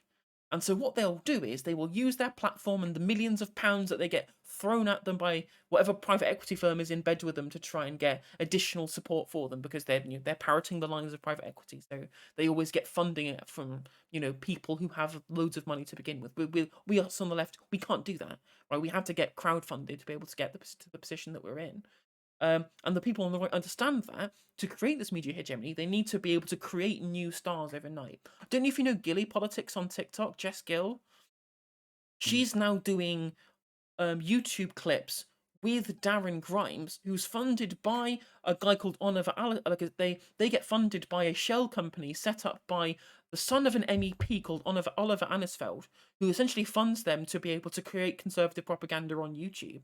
And then obviously Darren Grimes used that platform to get a spot on GB News, also funded by private equity firms. And they create stars out of nowhere and take people and just make sure they have fingers in as many pies as possible. Whereas I feel like a lot of left-leaning media has become kind of a clique, right? Where we need to be making sure that people who do have a very large voice. Owen Jones is good at this because he has like people from the YouTube sphere on his channel and gives them profiles a lot of the time. I think is really good. But we need to make sure that we are lifting each other's voices up, getting people on different platforms, expanding as much reach as we can to create the kind of hegemonic media narrative that you get from the right, but from the ground up, obviously, rather than the top down. Oh yeah, 100%. I completely agree with that. And I think, yeah, like you said, the right are very good at like getting people and getting on different platforms, promoting their things, and like Emily Hewitson, she was massive during the 2019 general election. As a young conservative, I remember that quite a lot. I actually debated her.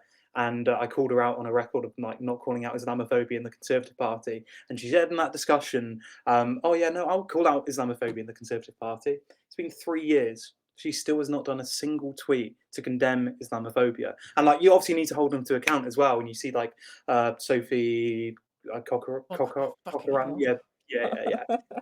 You see her everywhere as well, and I didn't know that about GD politics. Admittedly, I've not seen much, to be fair. But like the left, we really need to get so much of us, just keep on making content wherever. I think TikTok is sort of like my place to go, and Twitter as well. So I think I'll stick with that. But like yourself on Twitch and Antifa Cog and so many other people, like it just makes a difference, just slowly chipping away. And I like thing about the anti-landlordism stuff, like a lot of people just not really considered the arguments. Like they might not be a fan of landlords, but then as soon as you put something to them saying there is an alternative, they go, "Oh wait, actually," and then that just promotes more and more discussions and debates. And that's why I really think TikTok is going to be hugely influential in the next election. I do think it was a mistake of Jeremy Corbyn to not use TikTok in 2019, even if though it wasn't as big then. But after lockdown, you see millions of people on TikTok. My mum has TikTok, right? She's not very like big on social media or anything, but like she sees TikToks and whatnot, right? She doesn't post obviously, but like a lot of people, but like she consumes and she sees these things. I know, like in the past, whenever I wanted to see like if a political issue was cut through, I'd wait for her to say something to me because she's like not interested in politics at all. But like she mentions like Partygate and other things like that. And if I know something's cut through, then she'll mention it to me. And I remember in 2017, she was like talking about like momentum videos and like some of like the sketches they did. I was like, that's really cut through, hasn't it? And the Facebook algorithm is against sort of like progressives right now. They changed the algorithm in 2017, not related to the 2017 election. I think it was independent, but that really did screw over the outreach to the left. Even if Jeremy Corbyn and the Labour Party did actually reach out to more people than the Conservatives, not like 2017, though it was much bigger in 2017. But TikTok and Twitch and YouTube and so many of these other platforms, and again, traditional media as well. But I feel like they're going to be very important to deal with these issues. But then clips from those TV shows, like Piers Morgan Uncensored, when he talks about like Mick Lynch being like the Hood in Thunderbirds. The actual show probably got like 20,000 viewers on Talk TV. But millions of views just by clipping it on social media. So there's a lot of lessons the left need to learn here, and the right can do it very well. Left need to do it as well too. 100%. Yeah, 100%. Absolutely agree. It's good. Brilliant. There's not very much we've disagreed with on this stream. I don't even know what we could disagree with. I've no idea. No, almost certainly not. Actually, yeah, we seem to have pretty convergent views, but it's nice to be able to talk through strategy at the very least and understand and be able to articulate new things that we think people need to hear as well. Because people are going to be watching this as well, so there are probably plenty of point of views that I've spewed across my YouTube channel so many times now that people have heard 1,000 times. But hearing something else from your perspective and probably really would make sure that they understand so many other different ways of looking at particular issues. Because I know I can be a bit one-dimensional in my coverage of things. Because I try and use my channel a lot. I mean, you talk about media. I try to use my channel to talk about media bias a lot because we need to. That's a thing that I think that Generation Z, like the Zoomers, I think Zoomers are really, really smart and savvy in properly and rigorously understanding the media that they're consuming. I feel like that they've grown up with the internet. They've not got they don't do what the boomers do when they just click share or 5 of your friends will get whatever that the boomers tend to do. Like I saw the Muslim on Facebook and he said he wanted to ban Christmas or whatever. That the Zoomers are just so more media savvy, so more critical of the things that they're consuming in a way that no one ever has been previously because they've grown up with the internet essentially forever. And I think that that's going to be a really useful point of view to be able to push across to them. The issue that I have with Zoomers is that I feel like myself as a millennial, when I was growing up, I was sold the British dream, like the British version of the American dream. That if you do well at school, you do well at university, you go get a good job, you'll be able to buy a house, have kids, buy a car, go on holidays, and then just be able to retire and have a nice life, right? I was sold the dream of what everyone got from the middle classes or whatever. The social democratic consensus post-war period or whatever, something like that. And then went to school, went to university, did all the stuff they told me to, and then the whole economy has collapsed and the housing market has collapsed, and they're like, well, you have to make do with what you've got. And so a lot of the left wing kind of cohort of millennials is built off of that kind of resentment, I guess. Whereas Zoomers have lived in the world where they've only ever known the gig economy. They've only ever known stratospheric house prices. They've only ever known a world post global financial crisis. And I don't think they realise that the difference between a defined benefit pension and a defined contribution pension, and how much young people now are going to have to pay for the generous pensions that older people got previously, and we're not going to get that ourselves. We're going to live longer with less money to do with it as well when we retire. And so I need to explain to them, no, look, it can be better than this. The world isn't just the misery of the gig economy, the misery of housing crisis. These things can be fixed. And these things were taken away from you by a boomer generation that was gifted it by the massive sell-off of the public sector in the Thatcher years, the demutualisation of the building societies, the deregulation of the financial sector. This is all stuff that previously everyone would have taken for granted, that now Generation Z don't have access to. I think this is a really important like differential between these two generations that I'm trying to get across to people. Oh yeah, 100%. I think you're absolutely spot on the money there. You're completely right. Like the average house price in the 1970s and 60s and 50s was significantly lower than it is right now. And like, you got those people on TikTok being like, oh, if you cut down on avocados, coffee, and Netflix, maybe you can afford a home. And it's like, I wish that was just like an online meme as like a jokey thing, but some people genuinely hold those views, and it's very scary. And like you and I have lived through like many crises in our time, but like many younger Gen Z people, they grew up during the global economic collapse. Like, they were being very, very small children during the global economic collapse, through the austerity years, through 12 years of conservative government, through the COVID pandemic, and the huge increase in wealth of billionaires, whilst, working class get pay cuts and all that stuff. They've grown up in that. And they've seen a world which has just treated them terribly. No prospects of owning a home of their own, beyond their control. And that's why I think in 2017 and 2019, I think Jeremy Corbyn and his platform really did cut through on so many issues for young people, saying we could abolish tuition fees and build houses, and actually your future can be a bit better. So I think the future is bright, and I do think there is a lot of momentum going with a sort of young people towards socialism and for social justice and all that stuff. Whilst we have the electoral scene as it is, we still got to wait for that change to happen. Yeah, But like you say, there might not be many young people involved in trade unions, but they'll know what they are, and they'll be sharing that content, and they'll be on their side as well. And like even on the picket line at the University of Leeds, there were so many students, and it's honestly wonderful to see. And we had a referendum here as well, and like the threshold, like the turnout was quite low.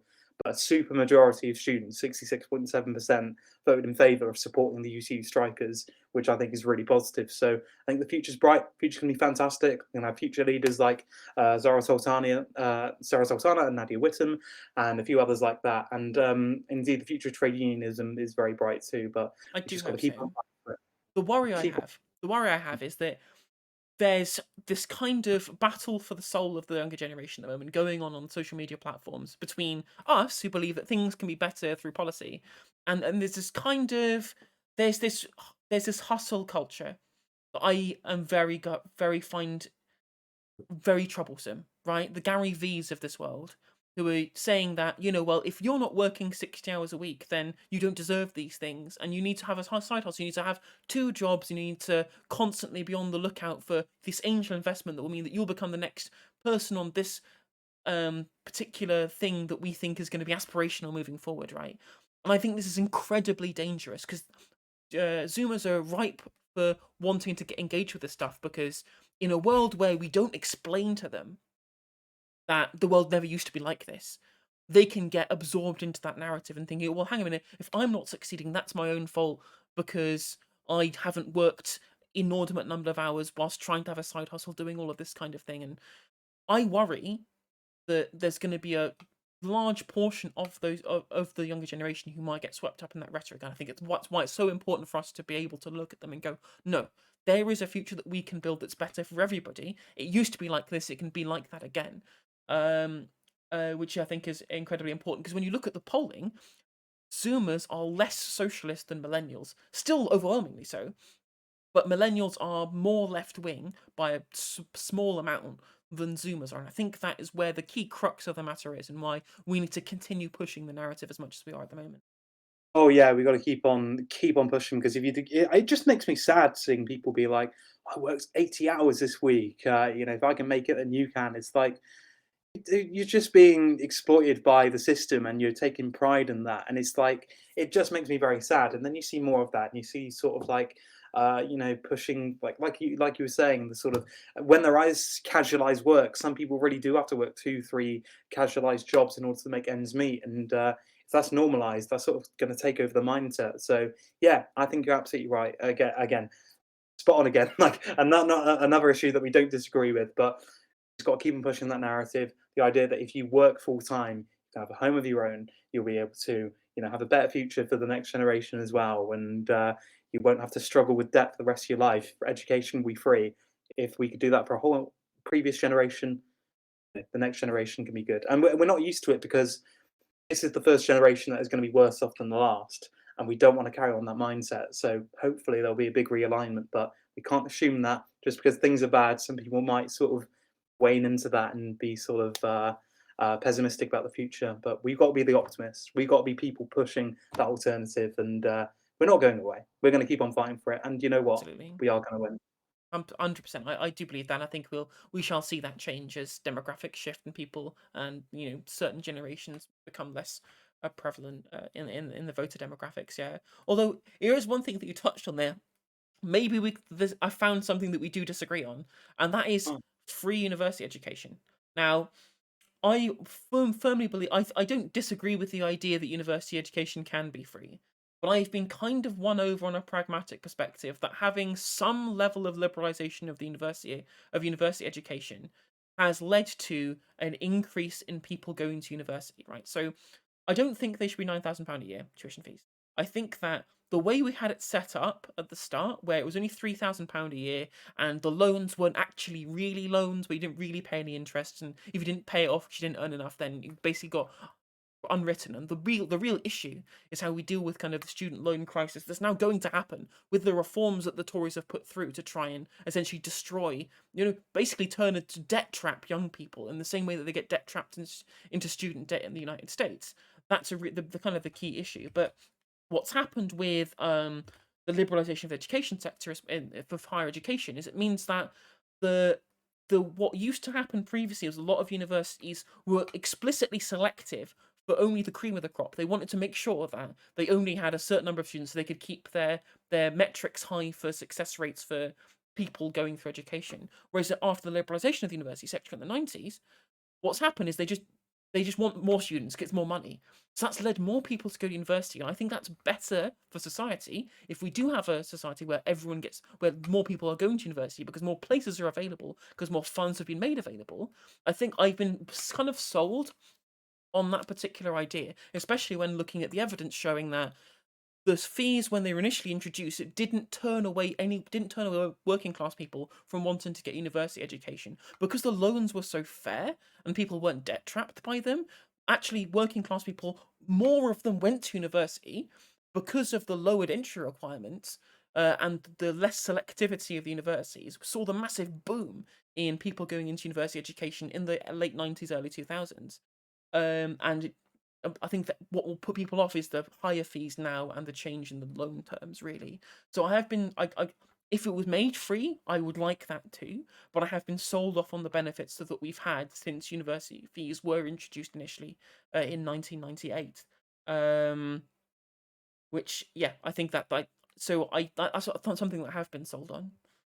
I think we can still achieve, higher working class representation in universities without the marketisation of the universities. The problem with tuition fees, it turns university rather than a place to learn or like as is perceived as like somewhere you go to learn. You are seen as a consumer. You are seen as somebody who is contributing money towards a sort of corporate entity. And one of the main arguments against strike action was we're paying this money, we're paying X amount of money this year, but we're not going to see people on side for teaching assistants and lecturers and everything. And that sort of turned some students against it. If it was if it was free education like it is in most of the Western world, or many countries in the Western world, not most of the Western world, but in some countries in the Western world, and that sort of like breaks that apart. It's not going to be seen as I pay X amount, but the lecturers and staff they're not going to be here, so we might not side with them. If you see each other as fighting the common good, then that could be quite good. But also as well, I really do feel like postgraduates are pretty much ignored in the tuition fees debate. Hmm. So I'm funded via a doctoral loan, and half of my loan goes straight on like accommodation, food, and all that stuff, and then the other half it just goes straight on tuition fees. Now my fees every year are £4,500 every single year. So if we did have that Corbyn government in 2017 that would have abolished tuition fees, that would free up so much money for me to do so many things, and to just basically live off accommodation and tuition fees and have nothing else. I'm very lucky that I sort of have like, you can see my LinkedIn. I'm a teaching assistant as well. That helps really cover my wages. You can't become a teaching assistant until your second year, and you're not even guaranteed to become a teaching assistant. So if you're funded by a doctoral loan, the tuition fees really does have a massive negative impact on people going into university. And again, the master's loan as well. It's around £10,000 to £11,000. Many of these courses are, £9,000. So you can't really live off much for. Yeah. And you could talk about reforms to the loan system. That's fair enough. But when it comes to the core of it, needs to not be seen as a marketisation of education. I'm solely against the marketisation of education. It should be seen as a right for education, and I do want to see more working class representation. I think abolishing tuition fees in itself won't do that. You need many other policies as well. Yeah. But the idea of having tuition fees at all, it really is concerning to me. And like I said, if we had no tuition fees right now, my financial situation my first year would have been significantly better. That's fair. I can definitely see that point of view. I just Well, I mean, it's kind of pretty cynical of me to say so, but the massive growth that we did see in university students in the late 90s, early 2000s has basically created the legion of like young Labour voters that we have right now because they've been given a university education, because these places have been freed up. I guess maybe those places aren't. Maybe if we abolish tuition fees, those places would stay, right? They're so used to having this influx of students, and these facilities are there now. Maybe we can revoke it, and we can still get this same influx of students every year. This has just created a legion of Labour voters, which I mean I'm not going to complain about. And I think that was Tony Blair's tactic. I don't think Tony Blair cares really about the betterment of society very much. Otherwise, he wouldn't have committed war crimes in the Middle East, right? But I Mhm. think his plan with this was to try and create a legion of Labour voters. I think that was the reason. I think that was his perspective with changing the education system, because you see like the I think he did a piece that he did an interview previously. He said that he wanted to see 70% of people going to university. And I agree with him on that one point and very few others.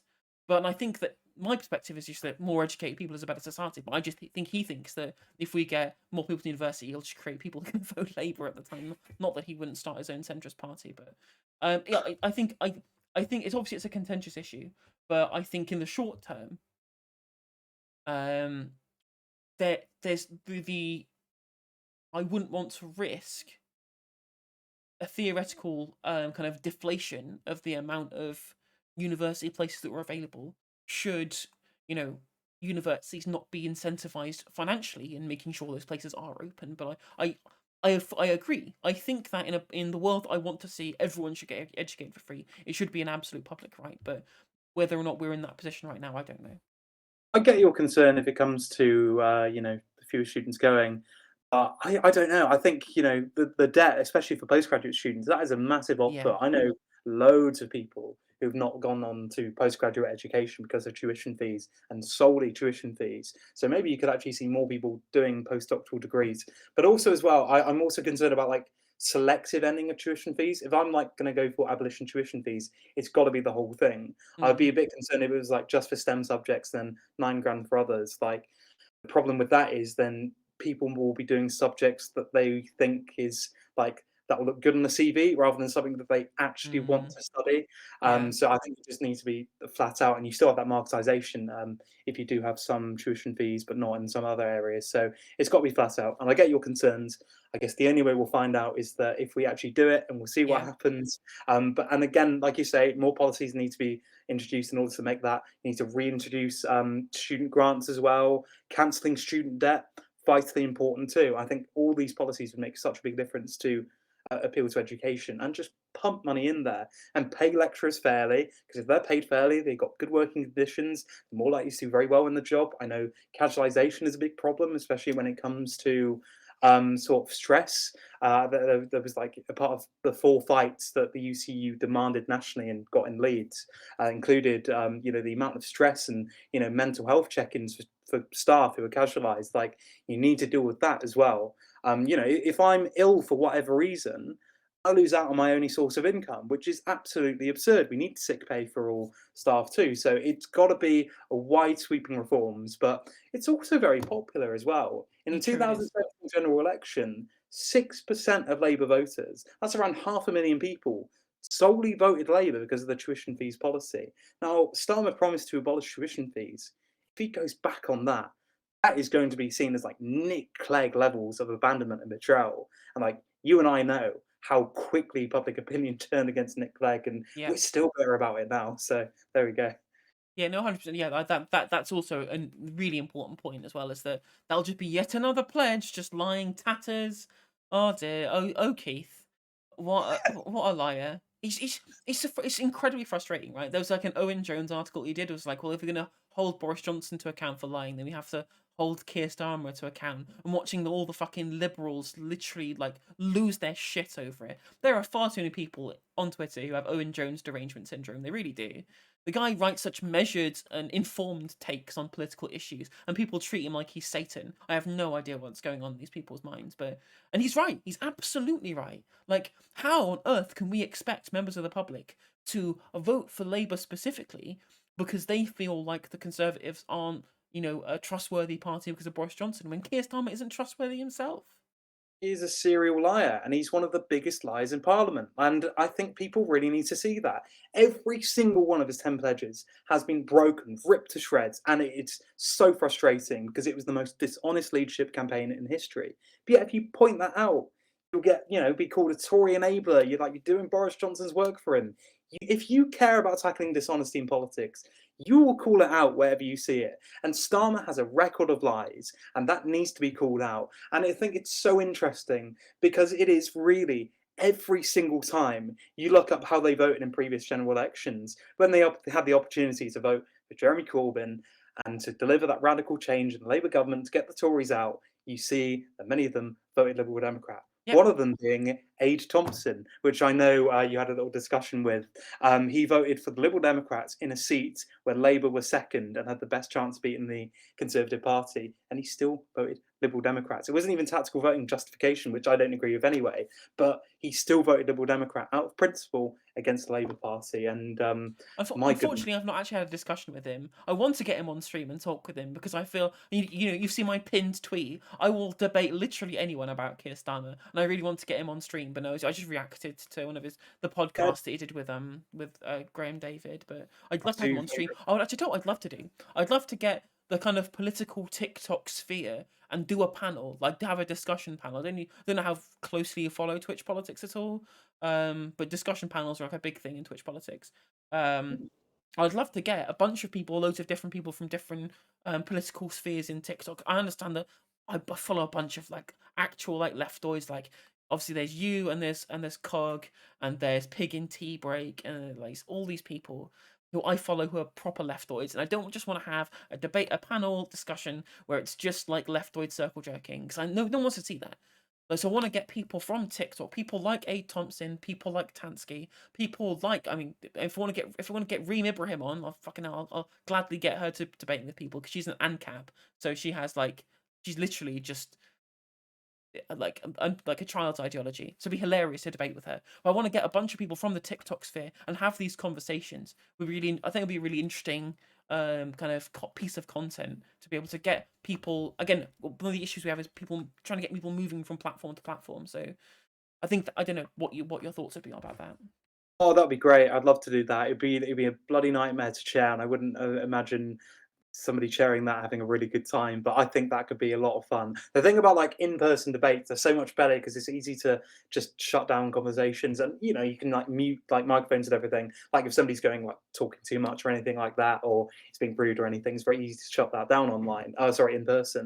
But online, all you can really do is mute the microphone, which can be quite funny to watch. Somebody just keep on talking, and there's nothing coming out of them, and you know what they're saying is nonsense. But yeah, I think that's a really good idea. I think that'll be a lot of fun, and always happy to be part of those conversations as well. So, Excellent. if not, I'll be happily watching, which would be quite fun. So, there'll be plenty of left wingers for you to pick, and if you do decide me, that'd be great. If there's somebody else, that'll be great as well. But I saw the A Thompson reaction video. It wasn't the discussion. You're right, but it would be good to discuss that with him because there's so much. The problem is, he was like. I reacted to one of his. Sorry, I responded to one of his videos. I can't remember which one exactly, and then he was like, "Oh, I agree with some of these. Why don't you give me a call sometime?" And I was like, "You compare people like Jeremy Corbyn, like you made that gross comparison to like people would like refuse to vote against the Nazis and called us domestic abusers, like compared us like to being like domestic abusers, like." that is awful. If you apologize for that, then maybe we can have a dialogue. But if you're not willing to sort of like give and take there, because I think there's some positive discussion you can have there. But when you use those gross sort of comparisons, it's like, I don't know, you're going to really struggle there. Like, you know, at least with Graham David, like, you know, he's not necessarily rude. He's a bit snarky and like obnoxious at times, and you know, very. But I think that's part of his personality. You can have quite fun with that. But A. Thompson is a whole other beast, and yeah, it would be good for you to discuss and have a panel with him. I think that'll be good. Yeah, 100%, 100%. Yeah, I just wanna like, I just think that some people want to debate me in Twitter threads, and I'm like, I don't want to have like a protracted text conversation, literally anything but that. But if you want to come on stream and chat with me, we can hash out the issues in 15 minutes. It'll be over. But trying to have proper responses to people when they will like gish gallop whole diatribes in text format, and you can't. But trying to pick out specific points is really difficult, especially on Twitter where they're following their own little train of thought. Whereas when you're debating with someone like online or in person, you can just go, stop. Let's take this point you've just made here. Let's discuss this in detail first, because this is a key point that will inform other points that you're going to make down the line. So if we don't like nip that in the bud now, I'm going to have to go through and then rewire a bunch of different arguments that you've made of a faulty premise, which happens all the time on Twitter. And people like in my TikTok replies, I'm like, making a single video response to this comment thread isn't enough. I have to get someone on here and talk through the issue. Otherwise, all the base principles, like especially with the landlord issue, where for example, there's a discussion on Twitter where there's someone like, well, how do we know if landlords sell up, that's going to make it worse for renters? I'm like, well, who are they going to be selling to? Someone who was previously renting. So what does that do to the supply? Means the supply is the same. What does that do to the demand? The demand drops. So what's going to happen to the supply demand curve for the rental accommodation is going to stay the same. So you can't just have people, they have so many assumptions inbuilt. You can't just, you have to deconstruct them from base principles. And it's really difficult to do that on crappy mediums like Twitter, because it is a crappy medium. But talking with someone like in a conversation, like having a discussion or a debate, I find that much more fruitful than, you know, text discussions underneath, like on the bottom half of the internet in the comment section. I definitely agree, especially when TikTok is such like restrictive when it comes to comments, and when you stitch each other, it's the back and forth, and it can get a bit like, you know, very strange. I had the same with Graham David, like 3 videos reacting to him, but it could be fun to actually have a proper discussion and whatnot. So yeah, I'd definitely be up for Sick. for seeing that, and you know, I hope it goes really really well. I think it'll be really interesting, and No worries. hopefully might even change some hearts and minds. You never know. Definitely, I'll put the feelers out. I think I'll point at my platform on TikTok. It's reasonable. I think I'm on like 1,700 followers now, but trying to be able to, you know, I don't know like how much reach I'm gonna have, but I can make the inquiry towards these people and say, look, I'm gonna do a panel for TikTok creators to try and then broadcast it on Twitch and YouTube to try and get people to come across, because I know people like Aid has a thing he does on YouTube, but people like Tansky and Cog and Pig and Tea Break, all these people that I follow. Hey, thank you for the follow. Oh, I'm getting a loner box raid. Oh shit, 150 people. Let's go. Hello, welcome raiders. How are you all doing? I just missed the raid that just happened there. Sorry. Then I say to people, look, well, we can maximize our platforms by getting people to come from TikTok to Twitch and to YouTube.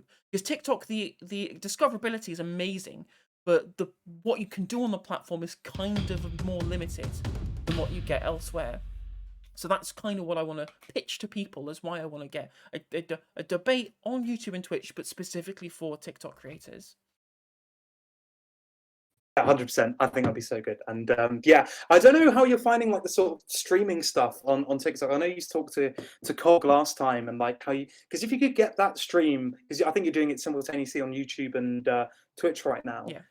Are you able to get that on TikTok as well, or are you still struggling to sort of do that? No, yes, you have to apply for the ability to get a stream key on TikTok. And there's basically a form you have to fill in through Streamlabs and through TikTok. And then they will, once they've seen that they think that you're good enough to be a streamer on TikTok, they'll then grant you the ability to have your own stream key, which again, incredibly frustrating, as they've not got back to me at all. I've not been given any ability to be able to stream on TikTok from my stream key, right? I could stream just like anybody else could with 1,000 followers by just putting my camera up and doing a portrait, but I don't want to do that. I'm a Twitch and YouTube streamer primarily, and I just put clips from that on TikTok. So I want to be able to have that ability, but until TikTok they deign to bestow that ability upon me, there's not much else that I can do. So trying to get people to come across platform would be the best way of being able to expand both reach and also be able to, I guess, I hate to be, a bit of a capitalist about it, but also be easier to monetize as well. I mean, I want to. Like, my dream is to be able to be a political commentator full time, but that's difficult on TikTok. When what's the creator program, like £1,000 a year, like maximum you get paid out for that? You get nothing. You get no money from TikTok. Yeah. But it's not. I mean, it's not a capitalist mindset, by the way. I like making an income from what you love doing, and like you will have your ownership of your means of production as such. You're just using a platform to do that. That is a noble ambition. Of I wish you all the best with that, and I'm sure you'll absolutely smash it. And when you look back at this in a few years' time, you're like, yeah, definitely go for it. So I'm sure you'll be fine. But yeah, one of the problems with TikTok as well, it's just like they can ban an account just instantly. Like when I posted an anti-landlordism TikTok and loads of landlords sort of reported it, they removed the video for bullying and harassment, and they can easily get accounts taken down. So that's one criticism of social media, the power it can have. And like there'll be lots of thoughts about Twitter and Donald Trump and everything, but a sitting president of the United States of America had their platform removed by a multinational corporation. Now you can talk about like whether or not that was a good or bad idea for that specific incident, a multinational corporation having that much power, especially if it's going to be led by Elon Musk, who could potentially take that away from anyone, it's quite scary. So I don't know what the alternative is there. I think it'd be good to have like a workers co-op social media app. I think that'd be really, really good. Definitely. Maybe one day. But yeah, I certainly best of luck with the with the payment and everything, and Yeah. fingers crossed it all goes well. I mean, like the gig economy is a ripe for being to turn cooperative, right? I don't know if you heard about there's a cooperative rideshare app in New York. There is no reason at all for Uber to just palm off the top of everyone who uses the service and everyone who is an independent contractor for the service as well. When that could just be a cooperative where all the proceeds then get redistributed after all of the overheads have been paid to be able to run the actual application. So I think having some kind of streaming platform to do that would be a good thing too. But then again, you've got to compete with Amazon and Twitch and people like that. It's also interesting you talk about one of your TikToks getting taken down for being mass reported. I had one of my TikToks like taken down for a bit for misinformation. I did a video about the Rwanda plan. So I don't know if you know this. I think you probably saw the video actually. It's TikTok in it, but how Paul Kagame in the first Congo War, as defense minister for Rwanda, allowed the military to massacre refugees in eastern Zaire, and like we're sending refugees to a country run by a man who has a history of massacring refugees. What the fuck? Why is no one talking about this? And I put the source for my claim in the video itself, and it got taken down for misinformation. It's been reinstated now, obviously, but the power these platforms have over the content that you're allowed to be able to put out is it's and as you say, like it's pretty scary, like the amount of leverage that they do have. Yeah, indeed. Like, these bloody commies get too powerful. We've got to take it away from them. But I think like having an alternative would be really good in the long term. We just need to like, I don't know. I put the idea out there before, sort of like the Channel 4 trade union buying that. I put that idea out there, and like having a social media platform being a workers' cooperative, I think would be so good. And I think down the line there will be something, but it's just more of a discussion about that. So yeah, that'd be good to promote in future and Definitely, whatnot. But 100%, 100%. I'm not sure if the Communication Workers Union covers streamers though.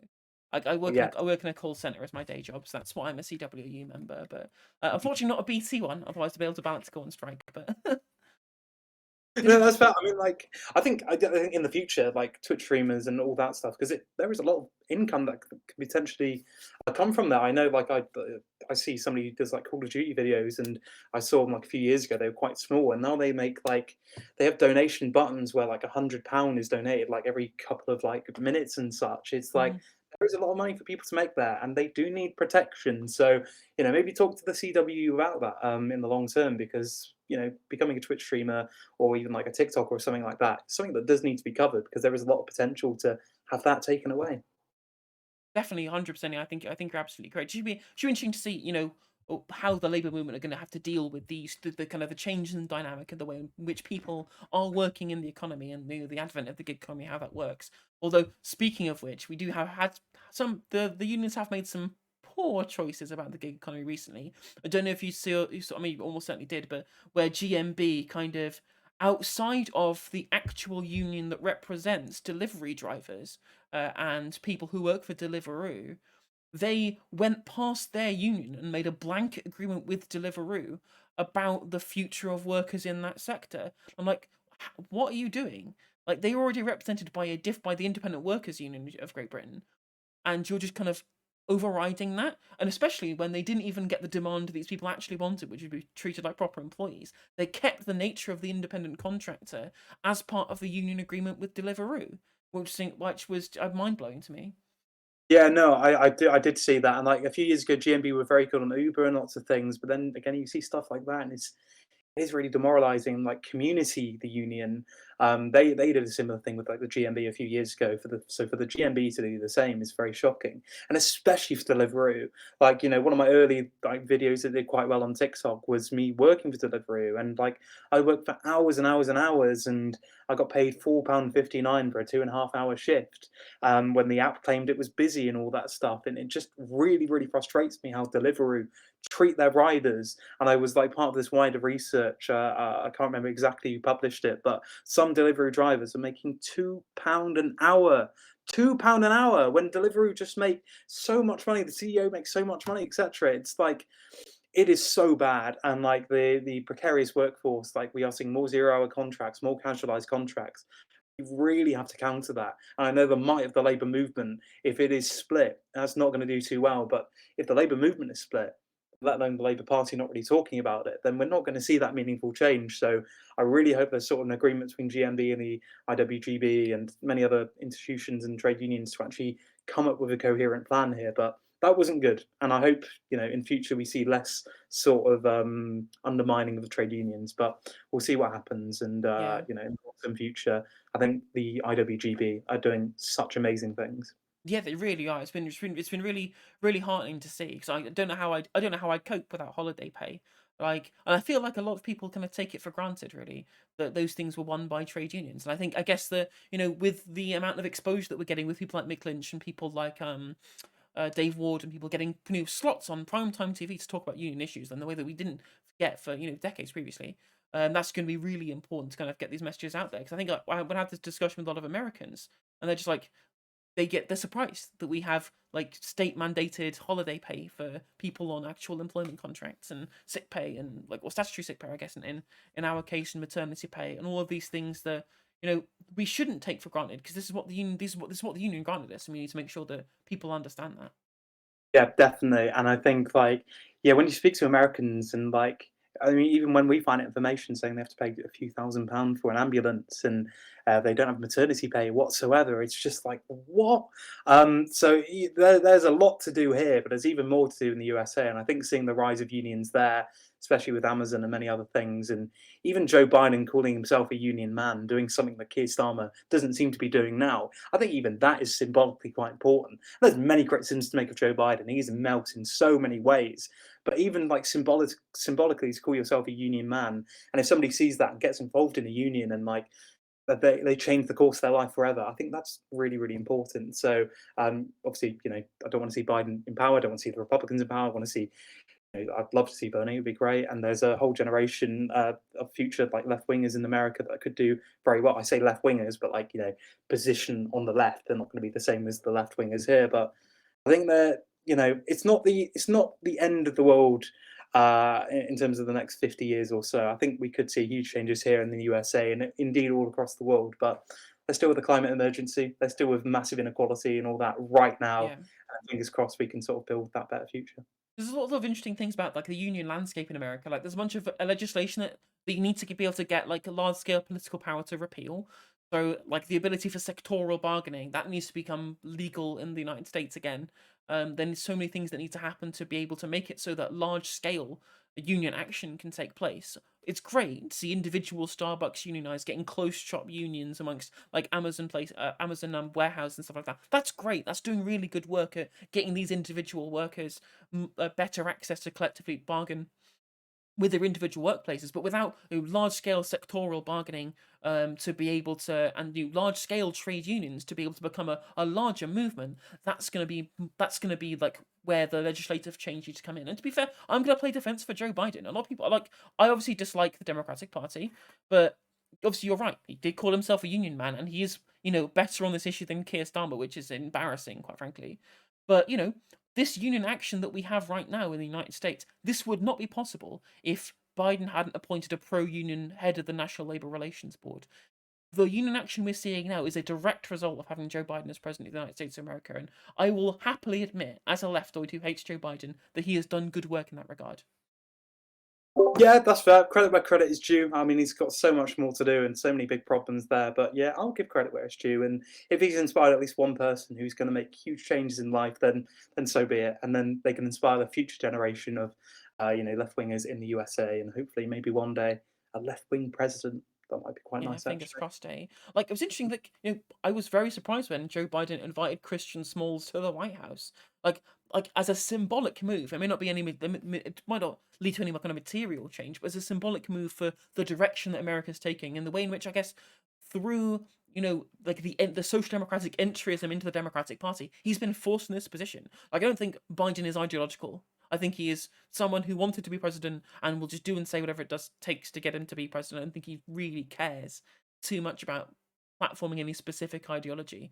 So if there is the entryism that we're seeing in the Democratic Party, he is being forced to toe a line further to the left of than what he otherwise would have done. Did we not have the Rashida Tlaibs and the union representation and the big kind of online kind of surge for like leftist discourse and the success of the Bernie Sanders campaign and the kind of the influence he's had as head of the Senate Budget Committee?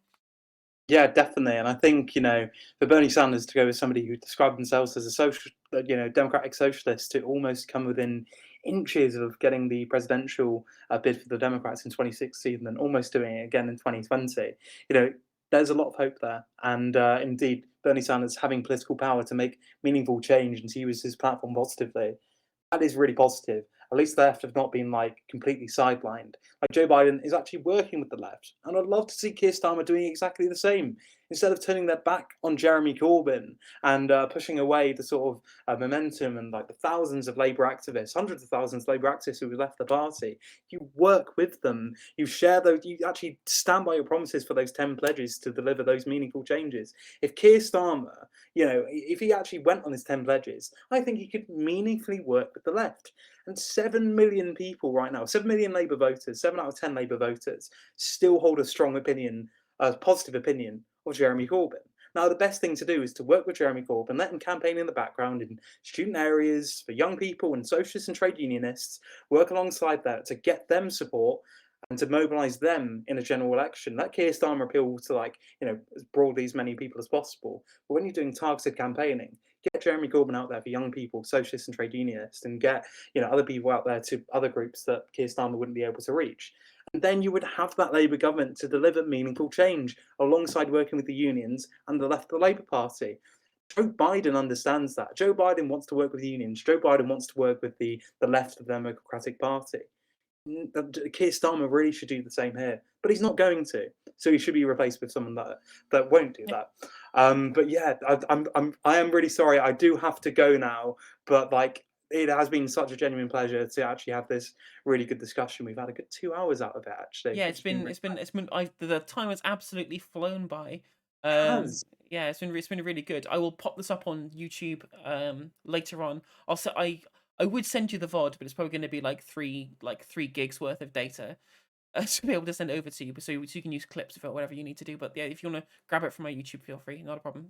You're I part of the certainly content, so will. yeah. I certainly will, and I really appreciate that, and I really appreciate the time you've given me. Like you say, time's flown by really, really quickly. But I suppose the ending message is the future is not completely fucked. We can build a better future, Yep. and fingers crossed, we will achieve socialism in our lifetime. Fingers crossed, Dane. Fingers You crossed. would love to see it. You'd love to see it. But I mean, at least we can like the possibility of a better world is there at the very least, right? Yes, Change can happen. We just need to make sure that we're there. We're going to be there to take the steps to be able to make it. indeed, small steps, but we're going to do it. No more landlordism, no more capitalism. Let's Indeed, go. we'll do it. Let's do it. Absolutely, 100%. Right. You take care, man. Thanks very much for joining. And take care. Bye bye. Bye bye.